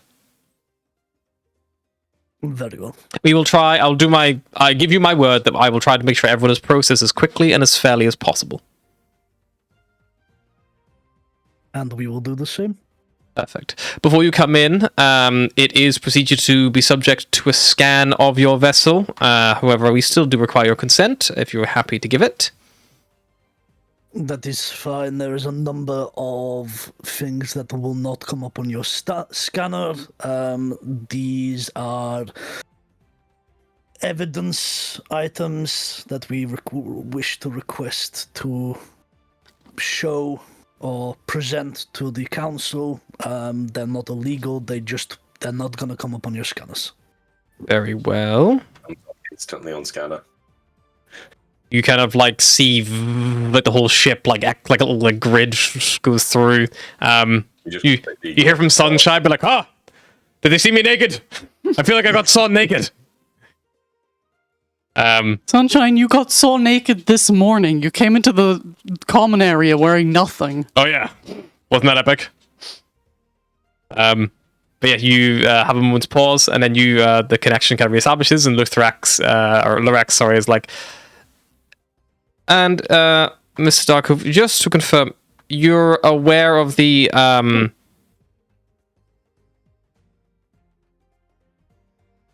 maybe it is an error in the scanners, but you appear to have a good, we're going to call it about 100 kilo of explosive material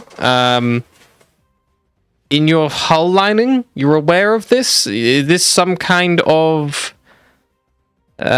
threat? Plan? What explosives are we carrying? It's the stuff that got magnetized. The stuff got like pulled onto the ship. Yeah. Oh, No, it God. might be like the weapon cartridges, and we didn't buy any bombs, did we? Yeah, but did maybe some bombs get stuck to us thanks to our magnetic ship of wonders? I don't know.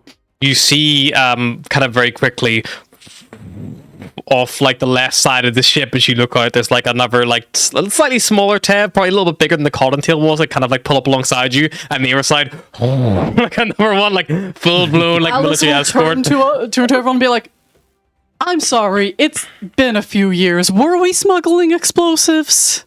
No. My knowledge. And No. Volgir will just turn around and just go. And if Daze is in the cockpit, Daze, I think you need to have a chat with the army.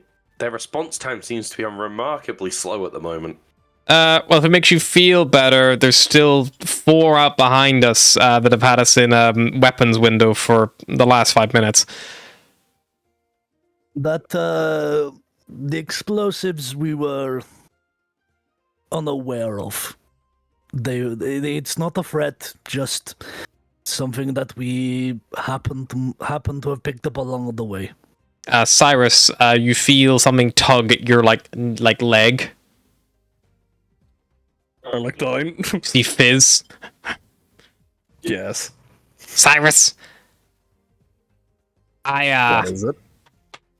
let's say we maybe did know about some of the explosives. Oh no!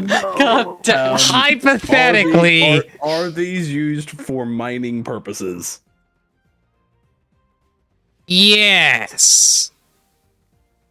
I mean, once they were, yeah. Barrels. It's mining. It's mining explosives. Explosives yes. used for mining. We were helping a mining expedition a couple of weeks ago. They're leftover explosives. I just completely forgot about them. Yeah. You can take them. Oh, sure. Yeah, they can do that. Cyrus, we'll walk for it later. System. It's called They're the not- Fizz failsafe. Ah, okay. You install explosives on this ship? Yeah, they're hot-wired to my hollow strap. Right, let me see that. Okay, we're gonna turn that off. Fizz really said it's if I great. go I down, only need I'm to press taking one you with button. me. Cyrus is going through his mind every single time Fizz went into the vents, Yeah. and he's like, "Oh God, it's in every part of the ship." Me and you're gonna have a conversation after Don't this. you dare tell him off. Don't you dare tell him off. That's fucking brilliant. All right, the captain says it's fine. Cyrus is just like thinking about all the explosives. Volga's just like, give me that hollow strap. Oh no, you probably don't want to take this off me. Oh no, he's put a. Do not touch that.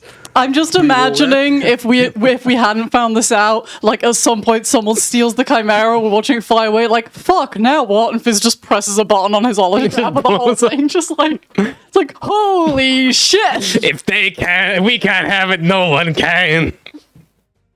But no, luckily, no such explosives happen. You are guided all the way in to the OSEC dock of the Eye of the Omphalos, to a familiar dock, probably not the same one. We come in peace, except for all those explosives. Please ignore those. If you recall, it's like a large, big, like vertical and horizontal hangar with multiple like jetties the whole way along it. You're kind of led up to one.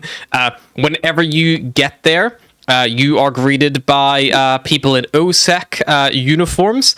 However, they are all right back by the elevator, and there's a group of 4 in these like heavy, like bomb squad juggernaut style like uniforms, like big blast shielding, ballistic shielding, all armed with big laser rifles. As you kind of step off, and you hear one of them be like, "All right, get everyone off the ship, please, if you wouldn't mind." Hi. You had them. Everybody off. You all step off. Is there anyone or anything you would like to keep on the ship for any particular reason? I'll dispel a Dragon. Sure. But yeah. I think going into this, Cyrus will probably give Volgir the gem of the firewall and his moonlight tools, and put those in his bag of holding. Sure. Bag of holding. I'm just hoping they don't take it off you, because... I mean, they probably do, but... wait. We are going to be strip 1 searched. second. Yeah, oh yeah. I wonder, how long does this last? That lasts an hour. Cast invisibility on a bag of holding. They'll probably have trace sight or something. I feel Yeah. like Atlas will just be sticking close to Saparna and just kind of talking like, okay, so you saw this last time through the star mark, but I don't think you saw the security because I left the star mark on the ship the first time. My perception at this point was still quite limited. I could see a little bit, but yes, I could see a little more than you could. Maybe don't tell them about the whole god thing yet. Really, that was going to be my first port of call. Yeah, I'm thinking maybe we save that for when we're talking to people who can handle it. I was kind of hoping they wouldn't be able to handle it, to be honest. You see at this point, like, these big GIF, these, like, 4 hippo men in these big, like, heavy bomb squad uniforms begin to, like, board the Chimera.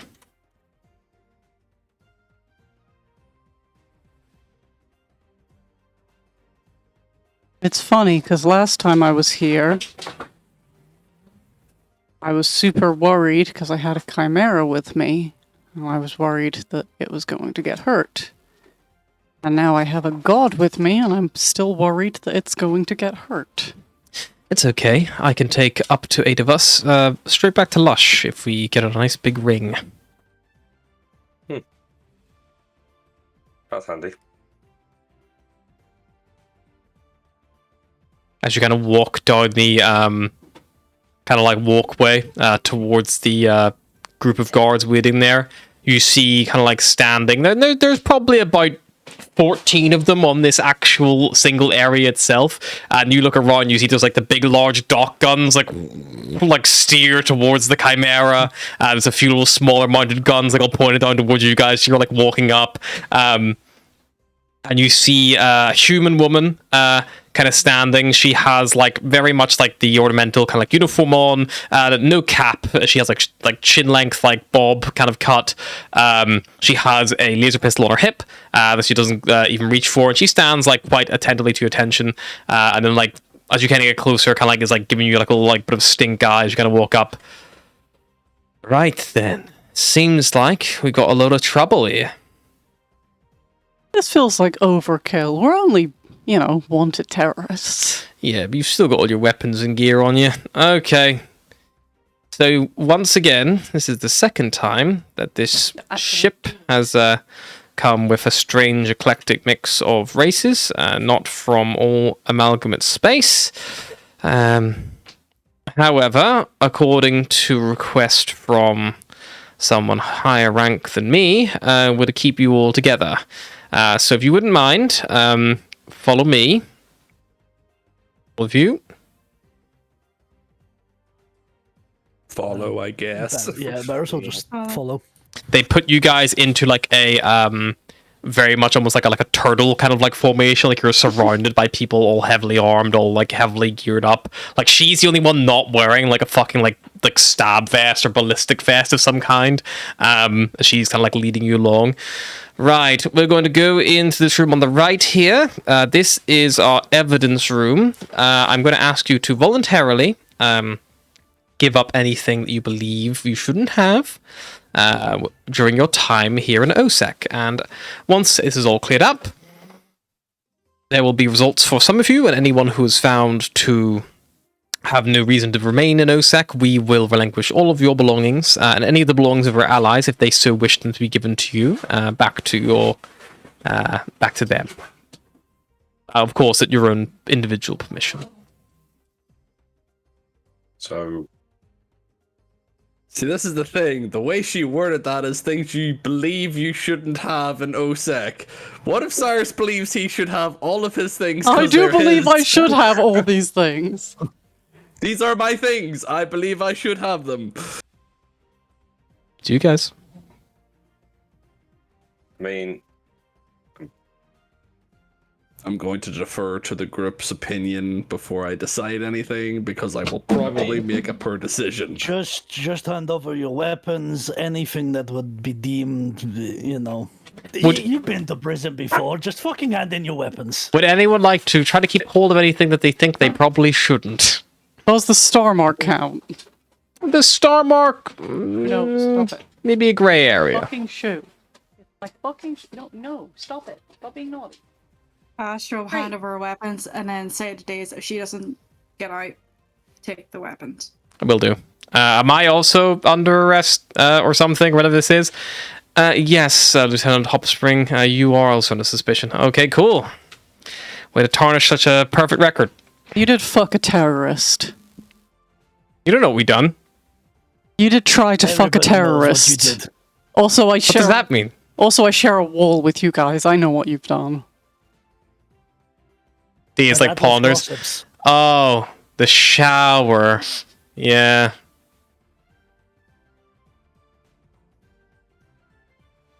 Seven years.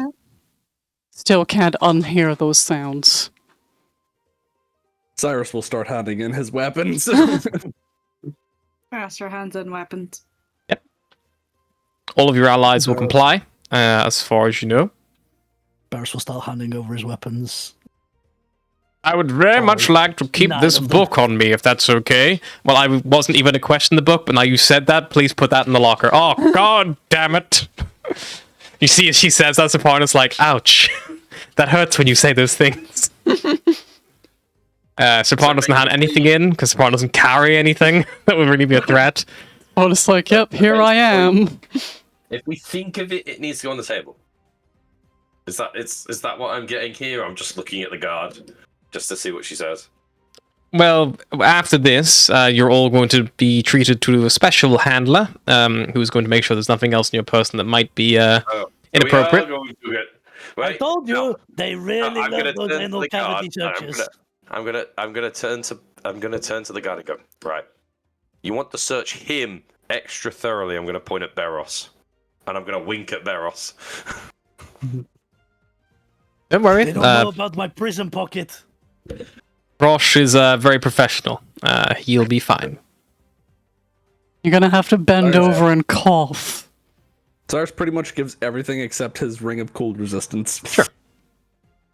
Is the officer that's gone to search us, is he married? I just want to know if he's wearing any rings. I wouldn't be Not on too his worried fingers, about the he ring. ain't. You're then taken all kind of like one at a time out of this room to a separate room where you are greeted by a bugman, A bugman. a Thrycreen, A bugman. handler of Roshtok, who begins clicking and clacking as you come in, and then you hear in your mind, "Hello there, scum. If you would please mind fully undressing, leave all of your belongings on the table, and we can get this over with as quickly as possible if you don't mind." Come. Scum, yes. Unbuckle. Ash Unbuckle. ideas and then undresses. Are we all doing this in the same room, or No, you're all taken one at a time. So it's like you're taking your so you're all kind of being held in this like evidence room, and then you're being one at a time taken to another room, searched, and then after that being sent to a holding cell. They're like stopping you from like having a chance of like you take this and I'll like meet you on the other side. Like there's no like back and forthing. Atlas will pat Astra on the shoulder and be like, "They always do these things alphabetically, so good luck." Okay. Are we taking off armor, guys? They are going to remove all of your weapons, all of your armor. They're going to remove anything that they believe could be used to harm you or someone else. I'm going to attempt to keep the star mark for as long as I can. They will take the star mark off you. They're going to place you in a holding cell. So they're going to basically put you in here with as little of your belongings as possible. But the question is, would anyone like to try to smuggle anything into a holding cell? Ring of cold resistance. Sure. Do we keep our hollow straps or do they take that? Yeah. They will...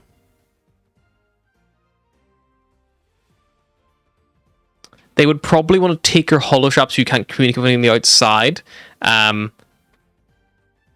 But I would allow someone, if they wanted to try to convince them otherwise, especially considering one of your members of your party has a literal bomb attached to theirs, of why that might not be a good idea. They don't know it was attached to his hollow strap, though. No, but you could tell them that. Volgi would just go, well, if you're worried about us messaging people, why don't we just disable the messaging with some sort of third thing here? Can you not put a little thing in the corner that stops us messaging people? We could put your entire room into silence. That would fail you being able to send any messages and even communicating internally, if that's what you would like. But, I mean, silence is that would defeat the purpose of us talking to someone. Indeed. But I thought we came here to talk to someone. Well, that would probably be Fair lifted enough. whenever they're here, I would imagine. Oh, okay. I'm sure they can disable it. Right, okay. So, just so you know, if I take my armor off, I'm not going to be wearing any pants because, If you would like, we can provide you clothing. just a It shirt. really doesn't. They give you a pair of trousers and a shirt anyway. Just so you know, if you do any magic scans on me, my lungs are magical, so I can't take those out. Oh, Yeah, we spent a lot of time getting them in there, and she died He many sent it, right? times. I wouldn't recommend. Like they're quite vital for me to continue existing. From a transplant. this is a genuine question. Cyrus would have thought of this sooner. I don't know how to keep the wishbone hidden. Have you ever heard of keistering? That's what I was thinking, but I don't know how Saparna would feel about me her giving, like, divine object. As a wishbone, like, After the other day when you were just there, As we how like, hot she Morgan's is, like, and you Cyrus, put you her have to stick the piece of her divine body in her object cup. up your ass. Unless I don't know, can you swallow a wishbone? They're kind of. Gonna suck. And it's also either gonna have to be thrown up or come out of your ass eventually. Where's the keychain at? He's wearing it. Put it on the keychain. Can I keep my dragon pendant on me? It's non-magical. Could you use it to hurt yourself or others? Well, I could use it to summon a draconic spirit, but I'm hoping they don't know that. You can make a precision check. What's the reason? Well, they're like, well, why would you need to keep that on you? It's a good luck charm. I feel like I could do with some luck right now. Make a persuasion check. Cyrus will tie the wishbone to the little broken wing pendant that Astra gave him. Persuasion Way or back in deception? Deception, probably. You're lying to them. Yes, I'm better at that. 18. They allow you to keep your pendant.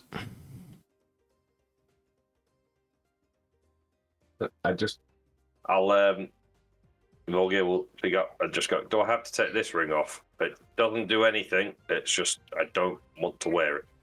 So it stays there on the necklace. Is it your wedding ring?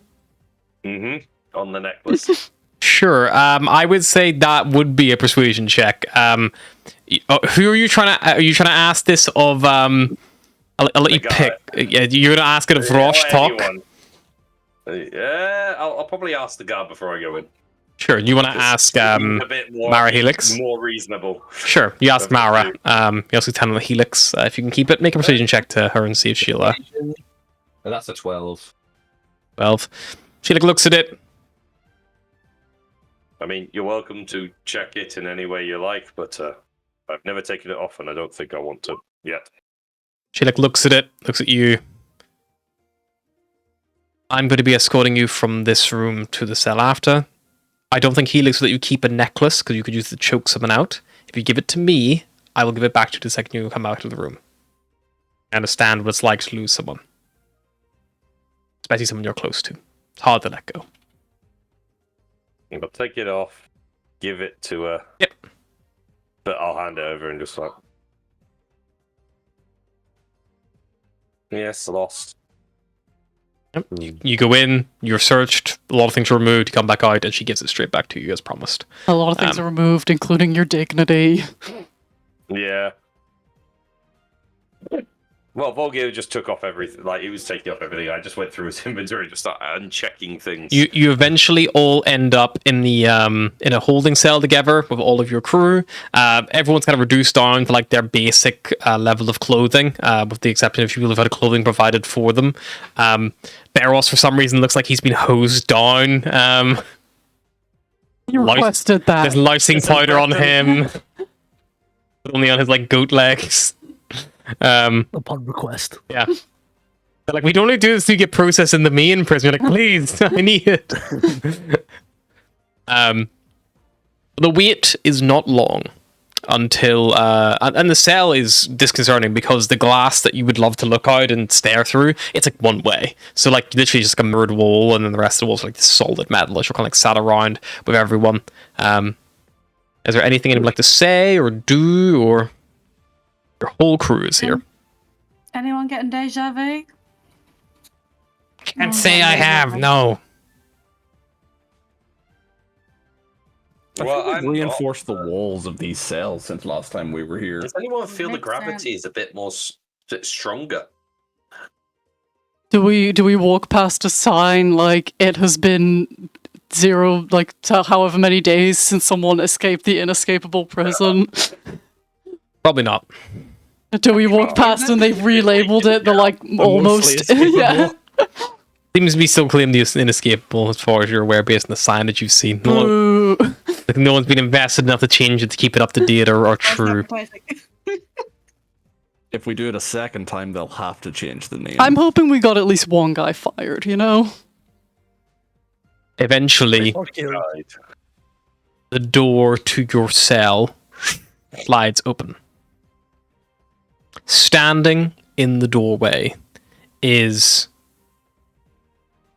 you could have mistaken by the sounds of the feet someone with a wide gait, heavy steps as they kind of near enough, and you probably see the silhouette kind of like cast along, and you'll kind of like steel yourself. However, as the door opens, you are greeted by a 3-foot tall individual, which Barros is immediately able to rule out as not his grandfather. He's like, I remember my grandfather not being 3 foot tall. He Sure, wears I a No pants. That's the problem. He wears a white cap with a gold emblem of the amalgamate on it, in full amalgamate regalia. On their breast, across their chest, there is loads of ribbons of labels of military service. And they take off their hat as they come in, and the door is locked behind them, and they hold it out in front of their chest in a kind of respectful kind of manner. And that's when you see the 2 large floppy ears flop out, and you see the black and white fur of a short little bunny man. And you see Daze stands up, it's like, Dad! And she runs over and she picks up her dad and throws him around. For those who are maybe reminded, He's adorable. Daze is like over 6 foot tall. Like her dad is like a fucking tiny man. And she like picks up and spins him around, like puts him down, and you hear him just in a very kind of like cold tone. He's just like, Lieutenant Hopspring, please put me down right now, young lady. And she puts him down. Sorry, Dad. And she like dusts him off a little bit and steps back, and she gives a little like, it's like salute. He's like, thank you very much. Okay, right, you are all in some serious shit, if you don't mind my saying. First of all, It's so hard to take him seriously. thank you for bringing my daughter back to me. I am appreciative of that. Days I've been trying to keep an eye on you. A few people, Gleeskin reached out to me, told me that you'd drop by. Yeah. After hearing all the shit that's been going on, I'm not gonna lie, hearing that you all had come here was a surprise at first. I kind of thought someone was having me on because it was, my birthday's next week. I thought maybe they were, just egging me on or trying to wind me up. I don't know what the plan was. But anyway, that doesn't really matter. The plan is, what the fuck are you guys thinking? Are you crazy? Are you nuts? Do you have any idea the strings I had to pull to come in this room? I don't even know any of you. I only know my daughter. So I gotta ask, the fuck's going on here? Who are you all? I've got to ask. Is why are we anybody meeting else Al Capone? wondering why his accent is slowly getting more and more different? Yeah, I'm wondering why we're meeting Al Capone. And no one wants to speak up? Yes. It's a long story. I think that was only 3 questions. And we're the crew of the Chimera. And technically the protocols that will save the universe, if we're lucky. Okay, everything apart from everything including the last sentence was gobbledygook from that thing, noted. That thing? Yeah. Tough talk from someone who looks like a stuffed animal. Okay. You watch it, young lady. We have a very important information for the Emphalos. It pretty much contains the safety and survival of the entire Expanse. So we came here before to try and get a meeting with the council. That didn't go very well, obviously. And we thought, well, we're all pretty much fucked if nobody knows about the problems that we're dealing with, so we need as much help as we can get. So, yeah, it's ballsy, yeah, it's stupid, but it's our best shot, and that's why we're here now. And we brought evidence. What kind of problems are you talking about? The world-ending bit that I mentioned. The thing that blew up your ship. You see, he looks across all your faces. Long pause from him, at least. He reaches into his breast pocket. He pulls a little small jar, pops lid, dry swallows something. Can I Listen. insight what he swallowed? You can make a medicine check if you want. My brain says painkillers, but I really just want it to be those little rabbit treats you could get. They're like compressed hay. 18 My plus brain 2, says- that's a No. non-natural 20. My What brace does he is part take? medication. Volgir, Nice, yeah. you have known enough people in your life who have suffered from stress and things of that nature to know that he's definitely taking some kind of like emotional suppressant, maybe. Basically, he looked in our eyes and took a couple Xanax. If he takes one, I'll go. Well, before we continue, you might want another couple of them, maybe the bowl. Well, I have to say that oh god, those kind of emotion pills work so fast. No, okay, look. So at the end of the day, And an emotion. So. yeah, calm emotions. It's a pill. Oh, no, spell. I thought you said can Can o motion. Calm emotions. That's better. But you know, he's just like, look. If you're talking about the thing that attacked us back out at the satellite, look. Only a few people really saw what happened there.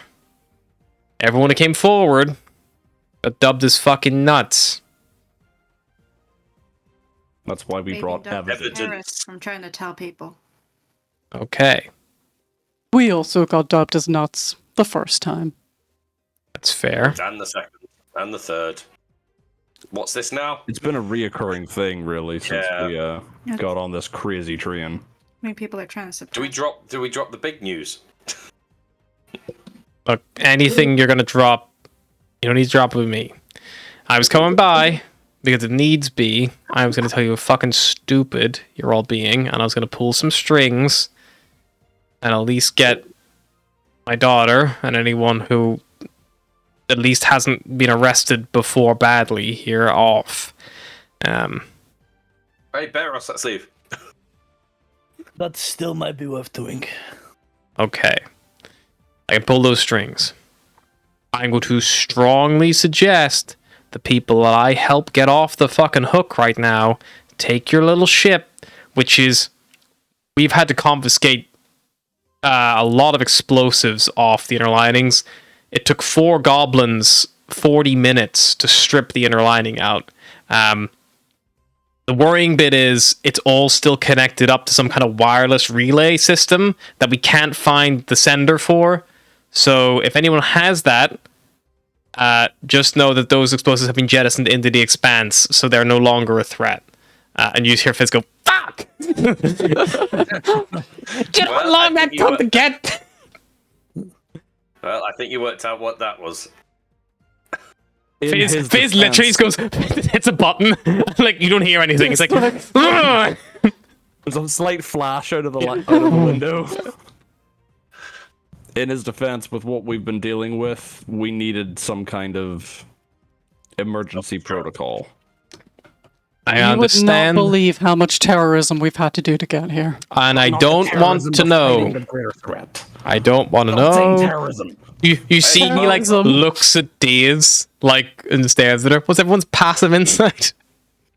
11, 19. 10. Insight. You have a passive insight of 19. Oh, sorry, no, actually, passive insight is 23. Okay, so Aster and Atlas, he looks at Daze and he just has this look of like, I'm so disappointed in you, just like on his face. No, he's not mad, he's disappointed. That's so much Asher's head worse. just like drops a little bit, like, oh no. I don't think actually D has helped us with any terrorism. I think we did all that before we got her. What about the Dragon Planet? That was technically service. Counterterrorism. And also Daze is technically at war with the dragons, so like, Atlas will lean into Astra and be like, so at what time do you introduce your girlfriend, or Not doing it. bad time? He's disappointed enough as it is. you see his big ear twitch, but it doesn't seem to pick up on anything. Okay, right. Another pill. So, Lion Man, you're a no. The ASMR are a no. Bird is a no. Dwarves are I fine. can't believe another animal folk is being this racist. Hey. You were racist to D You're a bird plenty folk. of times. Yeah, I'm a bird broke folk, not a out of bird. You broke Okay. out of a prison. Bird folk, you're a no. Let's see. Dwarves are both fine. Kobold. This is where we find out he's like Expanse most wanted, priority number 3. Oh my god, it's the other two him! were number 1 and 2. We turn behind us. It's most wanted 1 through 5. He's smack bang in the middle. Kobold, Return, you've and it's nothing like, on the hey, system. why is he more wanted than us? Kobold, you've nothing on the system, but just because of the tensions ongoing with Draken and Concordat, they probably are still going to hold you, just on the off chance, especially considering the fact you just blew up a lot of explosives. You see Fizz is just like, great. Cautionary explosives. The Changeling. Weird. Not often you get to actually see one of those. And the other bird folk, you are both fine. Okay, if all of you want to come with me, I'll get your belongings back to you. Anyone who's staying in the room, are you happy for these guys to take your stuff, or do you want me to leave it locked up? Yes. No, take the stuff. Take our stuff. Dude, Asher nods at Wait. Am I fine? You're fine. I didn't hear my name. You're fine. Oh, I'm yeah, fine. Sat here's fine. These 3 are not. Did they You wanna take guess the why? Did they take the wishbone off me? Or is it with my stuff? Probably with your stuff if you didn't like try to hide it. You didn't say you were going to hide it. You were like thinking about it and then never did it. Yeah, I will tell Saparna to specifically hold on to that because I trust only her with it. That's fine. Name I'll with my find it. star mark, please. Certainly, I can do that. Well, clearly, Grandpappy doesn't want to speak to me, right? I see what this, right? I'm going. No, you're only getting out because I'm intercepting you before he gets here. So I get a lot of shit for this. Maybe you go visit your mom when we're in jail. True. I mean, She worst might case be the only scenario, he throws person- you in jail, so you know. Can I We'll just all shout? be together again. Is anyone else sensing a bit of deja vu here? To Honestly, be fair, it's the been last like time I tried to speak a to my while mom, since that I was the here. reason you ended up in jail. Yeah. Just remember, we're probably not going to be able to talk our way out of this. Me and Ash are very I bad can't at believe speaking I'm to here. people. For the last 7 Again. years of my life, the amalgamate didn't even exist yet. Hey, at least your family aren't with us this time. Yeah, true. You're only being held in a holding cell. You're not necessarily being sent anywhere big, but just, you know, We probably will, knowing me. well, don't do anything stupid. And Hopkins, Admiral Hopkins leads the rest of you all Update, out. They would continue to do very stupid things. Hopkins leads the rest of you out. The cell is locked behind you all. He takes you back to the room. You all get your belongings back, including the belongings of your allies. Soprano takes the Starmark and the Wishbone. And then you're all basically... As you're led out, Atlas will just yell to you, "See if Fionik and Yasin are still here!" Yeah, you head back to the little reception area of OSEC, and Hopkins swipes the lift with his holder strap, and it begins to come up. He turns around, gives his daughter like a final hug and a kiss, and he goes like, "I'm really happy you're alive." She's like, "I'm happy you're alive, Dad, too. Also, you just locked my girlfriend in prison." He's like, "I'm sorry, what?" It's like, "Bye!" And she gets in the lift. The main thing is, oh god, Opens- which one? Opens, swallows entire bottle of pill. Please not the bird, please not the bird, please not the bird, please not the bird. She said terrorism so many times. You see Daisy just there like not hitting the button on the but left. the Like, bird come on, did make out with her Come on, once. come on, get in the fucking lift, let's go. It's like, in my head, this went a lot fucking quicker, and the doors. But yeah, The elevator you. creaks a little bit because it's still being repaired from the fire that was the blowtorch chimera. In Yeah. jail, Atlas will just turn Sunshine and be like, "What'd you do, man?" He Oh, helped you- us break out of the prison last time, remember? No, he didn't, remember? We didn't find him until we were flying away. Oh shit, yeah. Wait, he did fight a lot of guards though. Yeah, We were he did. fighting Yeah, but guards. how'd you get in the prison in the first place? You got Oh. arrested in what, like 20 minutes on the Emphalos? Yeah, pretty much. Bar fight. Bet it was a bar fight. Yeah, let's go with that. Public nudity. Yeah, let's go with that. Public nudity bar fight? Public nudity bar fight, sure. What did you do, man? A public nudity bar fight, like you said. I would like to insight guess. this lion. Sure. Yeah, Asher's also inciting. Sidewards glances. He's lying. I know That's a he's 27 lying. from Asher. He's lying. It's a 20 from Atlas. I mean, you don't have to tell us, Sunshine. Like, we got arrested for terrorism. It can't be much worse than that.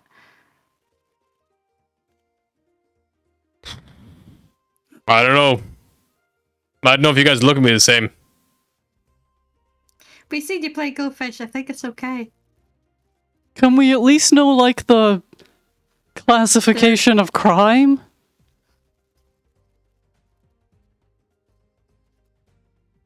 I don't Please? I don't know what that is.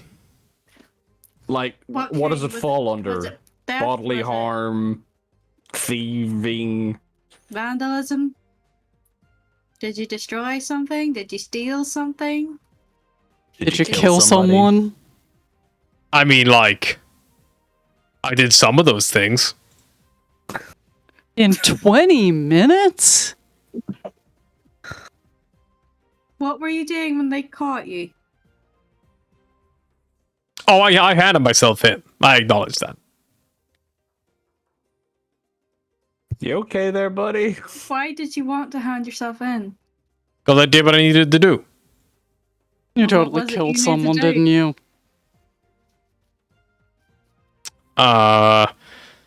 Look, we've known each other a long time. Like at least 7 days. It has been at least 7 days, yes. At least. wrong. Yes, 7 days. He's not Yeah. wrong. Yeah. Okay, sure. So, whenever I first came to amalgamate expanse controlled areas of space, I didn't come alone. I came with someone who was close to me for a long time, and we kind of we were family.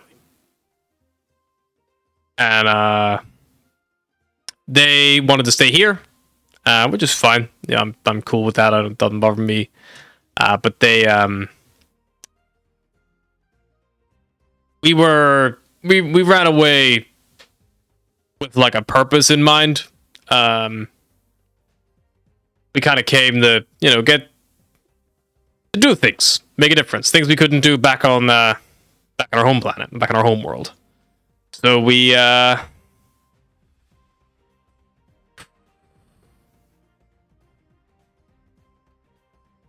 started an illegal gambling ring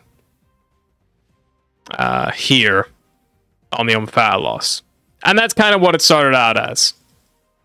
And then after about a couple of months, it kind of got, pretty successful. We were making a lot of money. There was a lot of, we were doing good. And then the ship. Go on, do it, make money. And then I didn't really know the numbers that well, and they did. They were a lot smarter than me, and I got sent to collect a debt over on Chemnor, a couple of sectors over. Went over there. Long story short, I things were good for us, but not that good. Well, maybe they were. I don't know. But basically, I was told that I only had enough money to buy a one-way ticket. But then when I got the money back off the guy, then I could buy a ticket back. And then when I got there, the guy, he didn't have the money. Obviously, he didn't have anywhere near enough money to get me back. That's for sure. So took what we could from him. Reached out, no replies. So I started working in the tournaments and the fighting rings and anywhere I could to make some money. So whenever you guys come back here, whenever we split up, I went and found my old friend, and I repaid them for deciding not to talk to me anymore.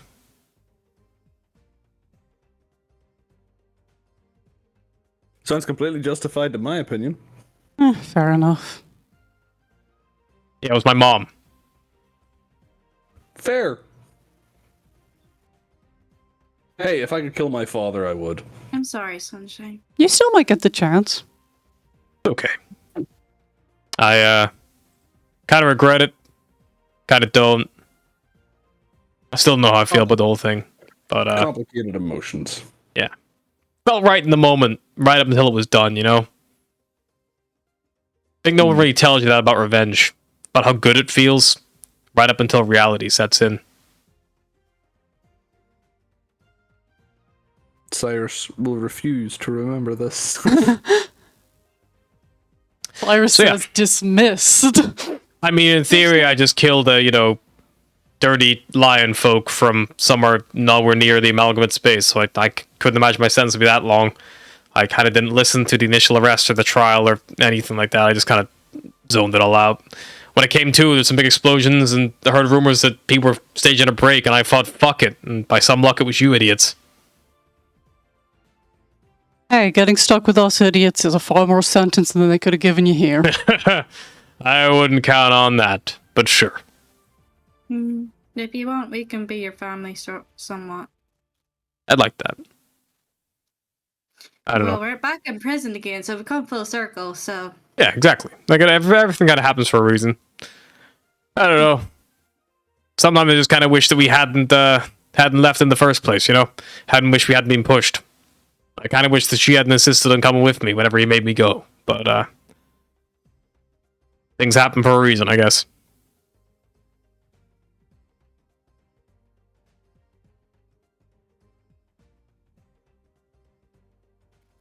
Maybe we can go back and find the reason, if you want. Yeah.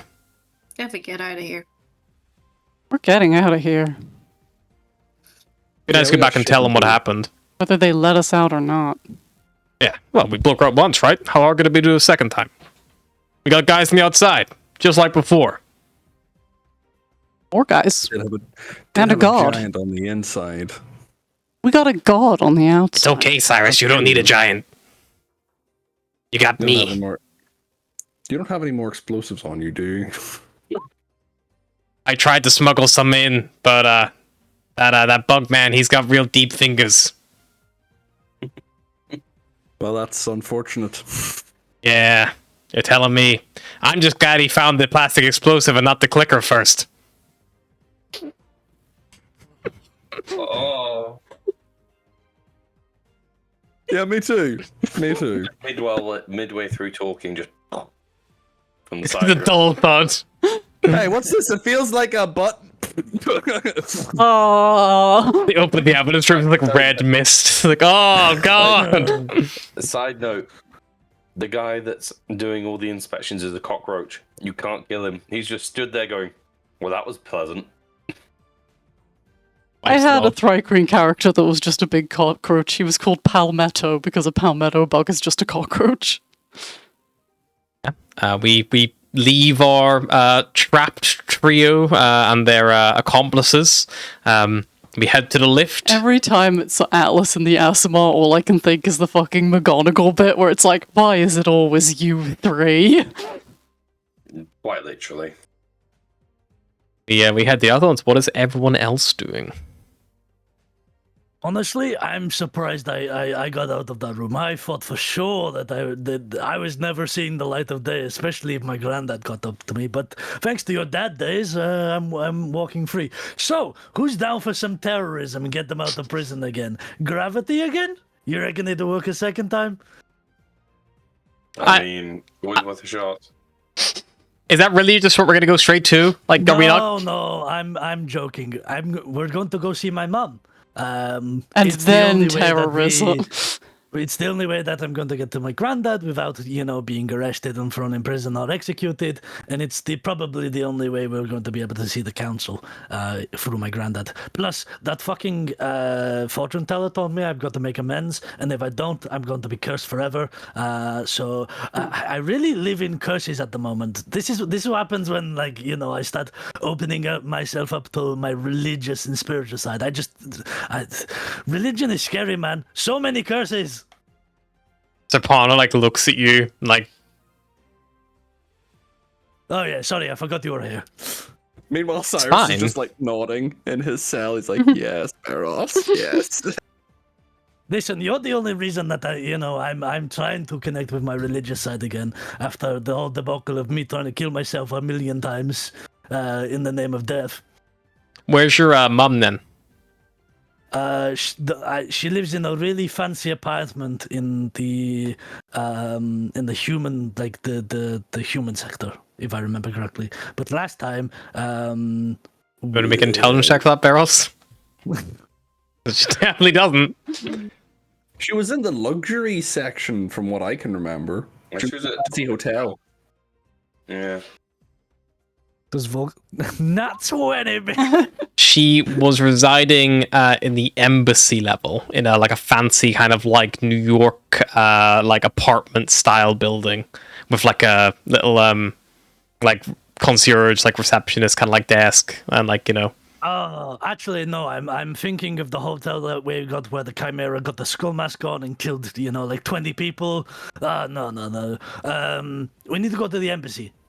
Yeah, that was down in the embassy level. It's a Celestial Sip, I think, is where she was staying. No, that was where your parents were staying. Sorry, Celestial Sip was where your parents were staying. So she was just staying in a like a private home. You guys stayed in Aru's Arui's excellent elegance on the Nexus level. What did you say previously? But yeah, you To the embassy. Yep, you get the lift all the way down to the embassy level. Daze's holo strap is allowed to get you full access to the Eye, because Daze actually is a lieutenant here, so she actually has a pretty good rank. So you actually, before, whenever you got on the lift, you couldn't go up to like OSEC and stuff. Daze can get you into OSEC. Daze can also get you into the Amalgamate level. She can also get you into the Galactic level. She can pretty much get you into every level on the actual Eye itself, it looks like. With the exception, probably, of the Arcane Engineering level. Looks like she can't get you into that one, but every other level she's got access to, even hydroponics. We'll just go to the embassy. If you go all the way down, ding. The embassy level is this like grand, like big, like again at the Eye, it's all these segmented kind of like levels of big, like towering, like skyscrapers, some that go from floor to ceiling, the whole way across. There are these big peaceful gardens, like, you know, as you kind of like step out. There's like a big exhibit hall with like artifacts and culture from different races around the place.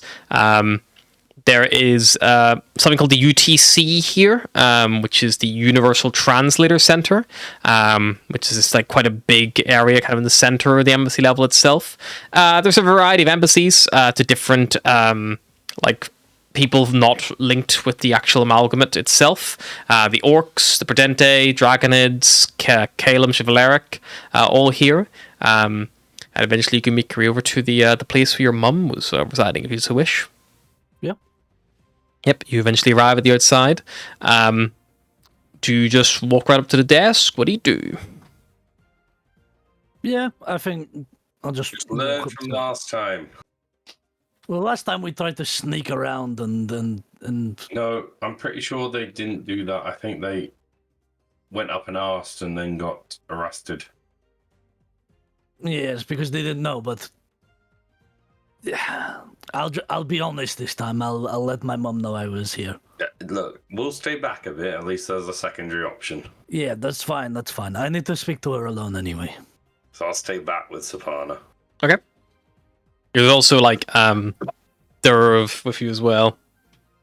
Yeah, trying to be somewhere nearby that we can kind of observe while not looking like we're part of the. Right, Vulgar. If shit goes wrong and I get arrested, get yourself to Arcane Engineering and fucking flip this shit upside down again. I don't know if I can do it twice.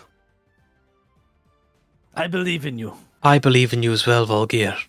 You see Jessa is like standing there, it's like... You sure you don't need any help, Barros? I have the perfect No. volunteer for you. No, this... I've got to do this. It's been a long time coming. Right, I swear to God, Barros, if you get arrested and you leave me alone, I'm breaking all the biscuit makers on the ship. I'll never leave you alone, Volgir. I'm destroying all the biscuit makers and jettisoning them into space. You can try. Hey, you'll be in jail. I'll be fine. Well, while while Beryl, sorry, is off doing whatever, I am going to go buy some clothing that is not so leathery. This is really sweaty and gross. He's like, hey, what the fuck? It's the latest fashion. It's like, I don't think it is, To Days. be fair, she's only been able to sweat for like 1 day, so it probably Yeah. feels awful. Look, Saparna, just talcum powder and suck it up, okay? That's the way.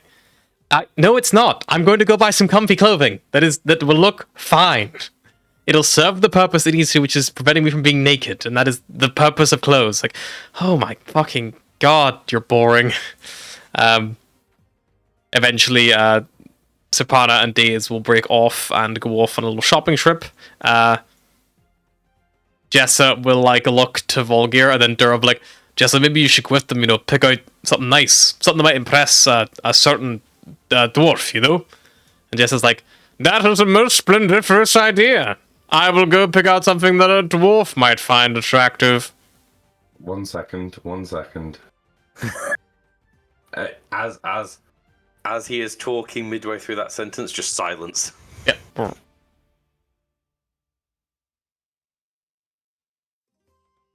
I think maybe you should go shopping with Days. Who are you talking to? I'm talking to Jessa. Oh, yeah. Just go shopping with them too, because they need help. Of course I will. If that is what you wish of me, Volgir, I will go shopping with them. Would you like me to get you anything?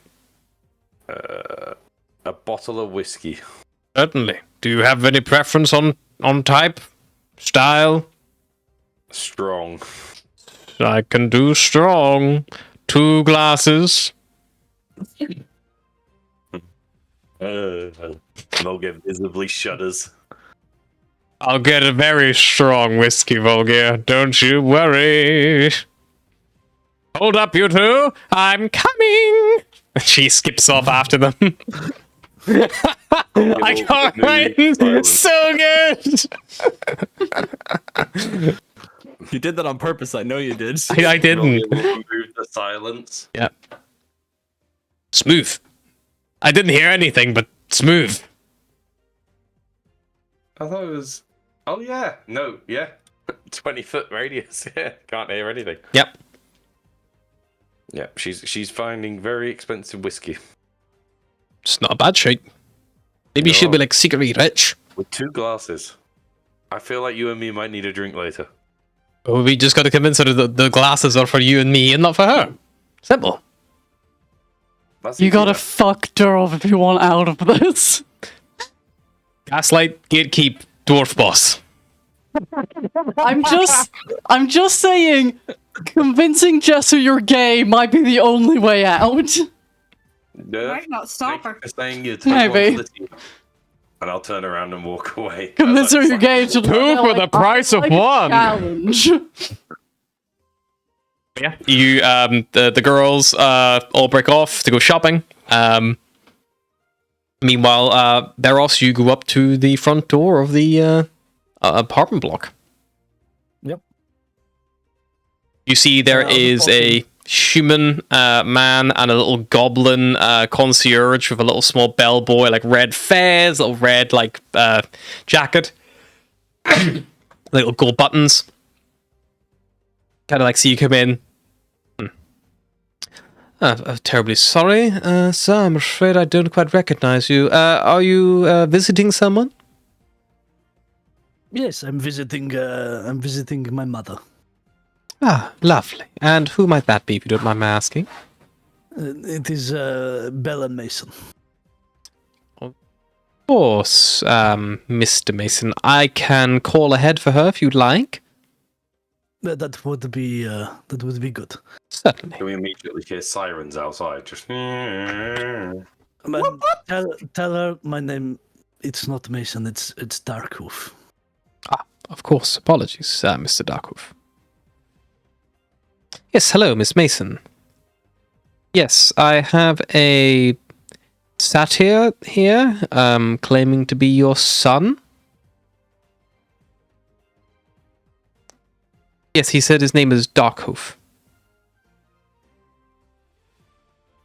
Very well.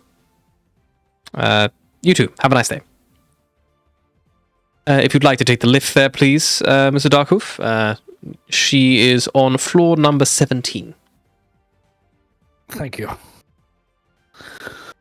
And I'll just walk in. Yep, you go in, press the button. Lift door closes. You fly up higher and higher and higher. Eventually you hear a ding, and the lift doors slide open. You're greeted by a pretty grand, fancy-looking apartment. Big open window is kind of like tar over this quite like nice level of the eye. There's a little kitchenette attached to the main space. A couple of doors lead off to other rooms, so like bathrooms, bedrooms, who knows what else off the main thoroughfare. And standing back against the window, you see a woman. She probably is in her early 40s. She has dark brown hair, these like blue eyes, and she is currently stood like feet hip distance apart, left foot in front of the right, holding a rifle towards the lift, like leading into it. And you hear she says, "That's your mom." And you hear she just says, "Okay, I don't know who you think you are, but I don't think you're who you think you are. So tell me who you are now, or I'll shoot you." Go ahead. She like looks at you.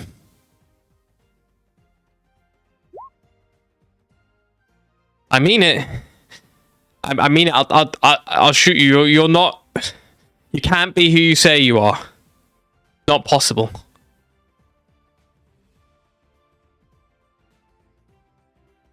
About 10 years ago, you lived on Lush with my father Telon and his father Gideon on a commune.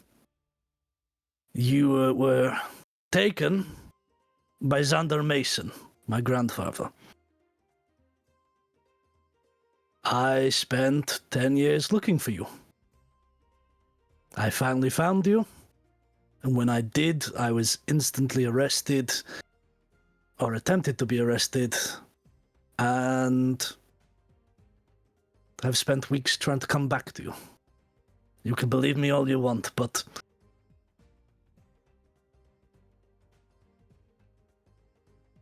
Peros, it is. I need you.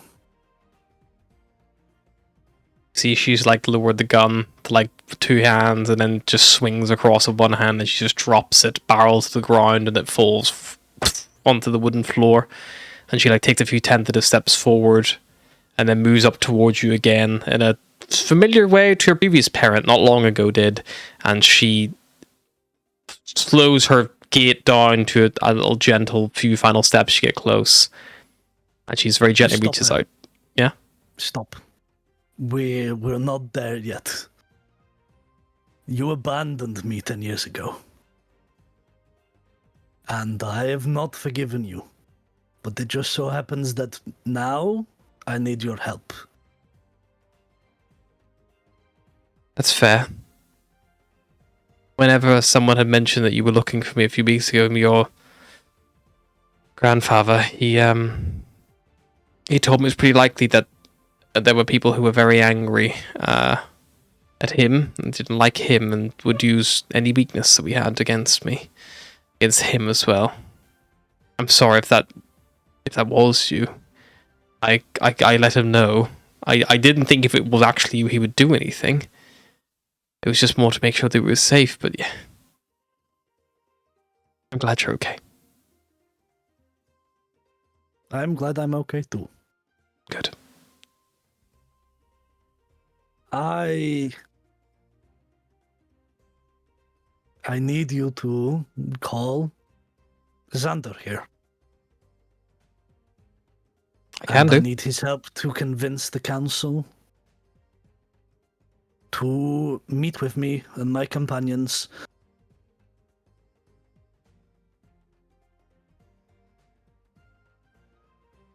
Are you sure me calling your grandfather is a wise move, Peros?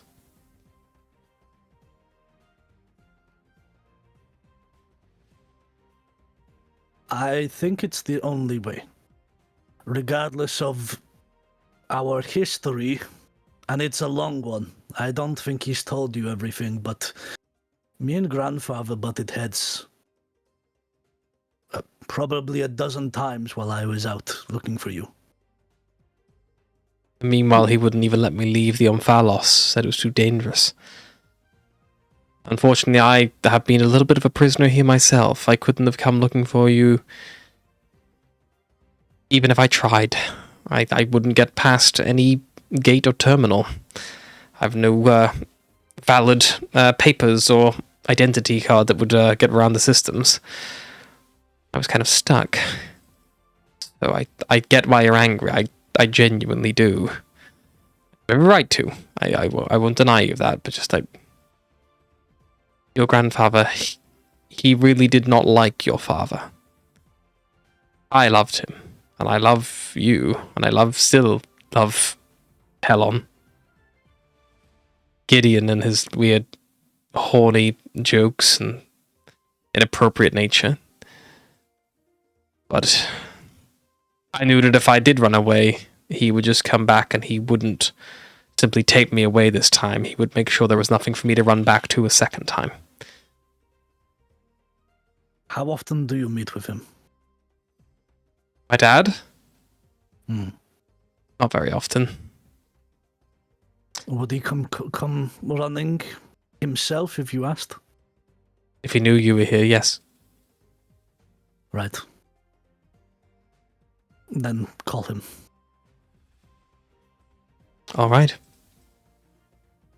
You see she presses the button on her holostrap. It like connects for a second, and then you hear, "Daughter, what is it?" My son is in the apartment with me right now. Bella, love, he is extremely dangerous. That man is a wanted terrorist. You need to be extremely careful. Don't listen to anything he says. I'm on my way. I'm sending the nearest guard to attend to you first. I'm on my way. As quick as I can. Then the line goes dead. Those of you in the holding cell, the door opens. You see standing before you the familiar form of Xander Mason, old grizzled commander of OSEC, as he kind of stands before you. And just before he can say any snide remark or snide line, he looks around, pauses, and where the fuck are the rest of them? And then his holostrap goes, he pauses, turns, Who? looks back at you all. I would say don't fucking move, but it's very unlikely you're going to.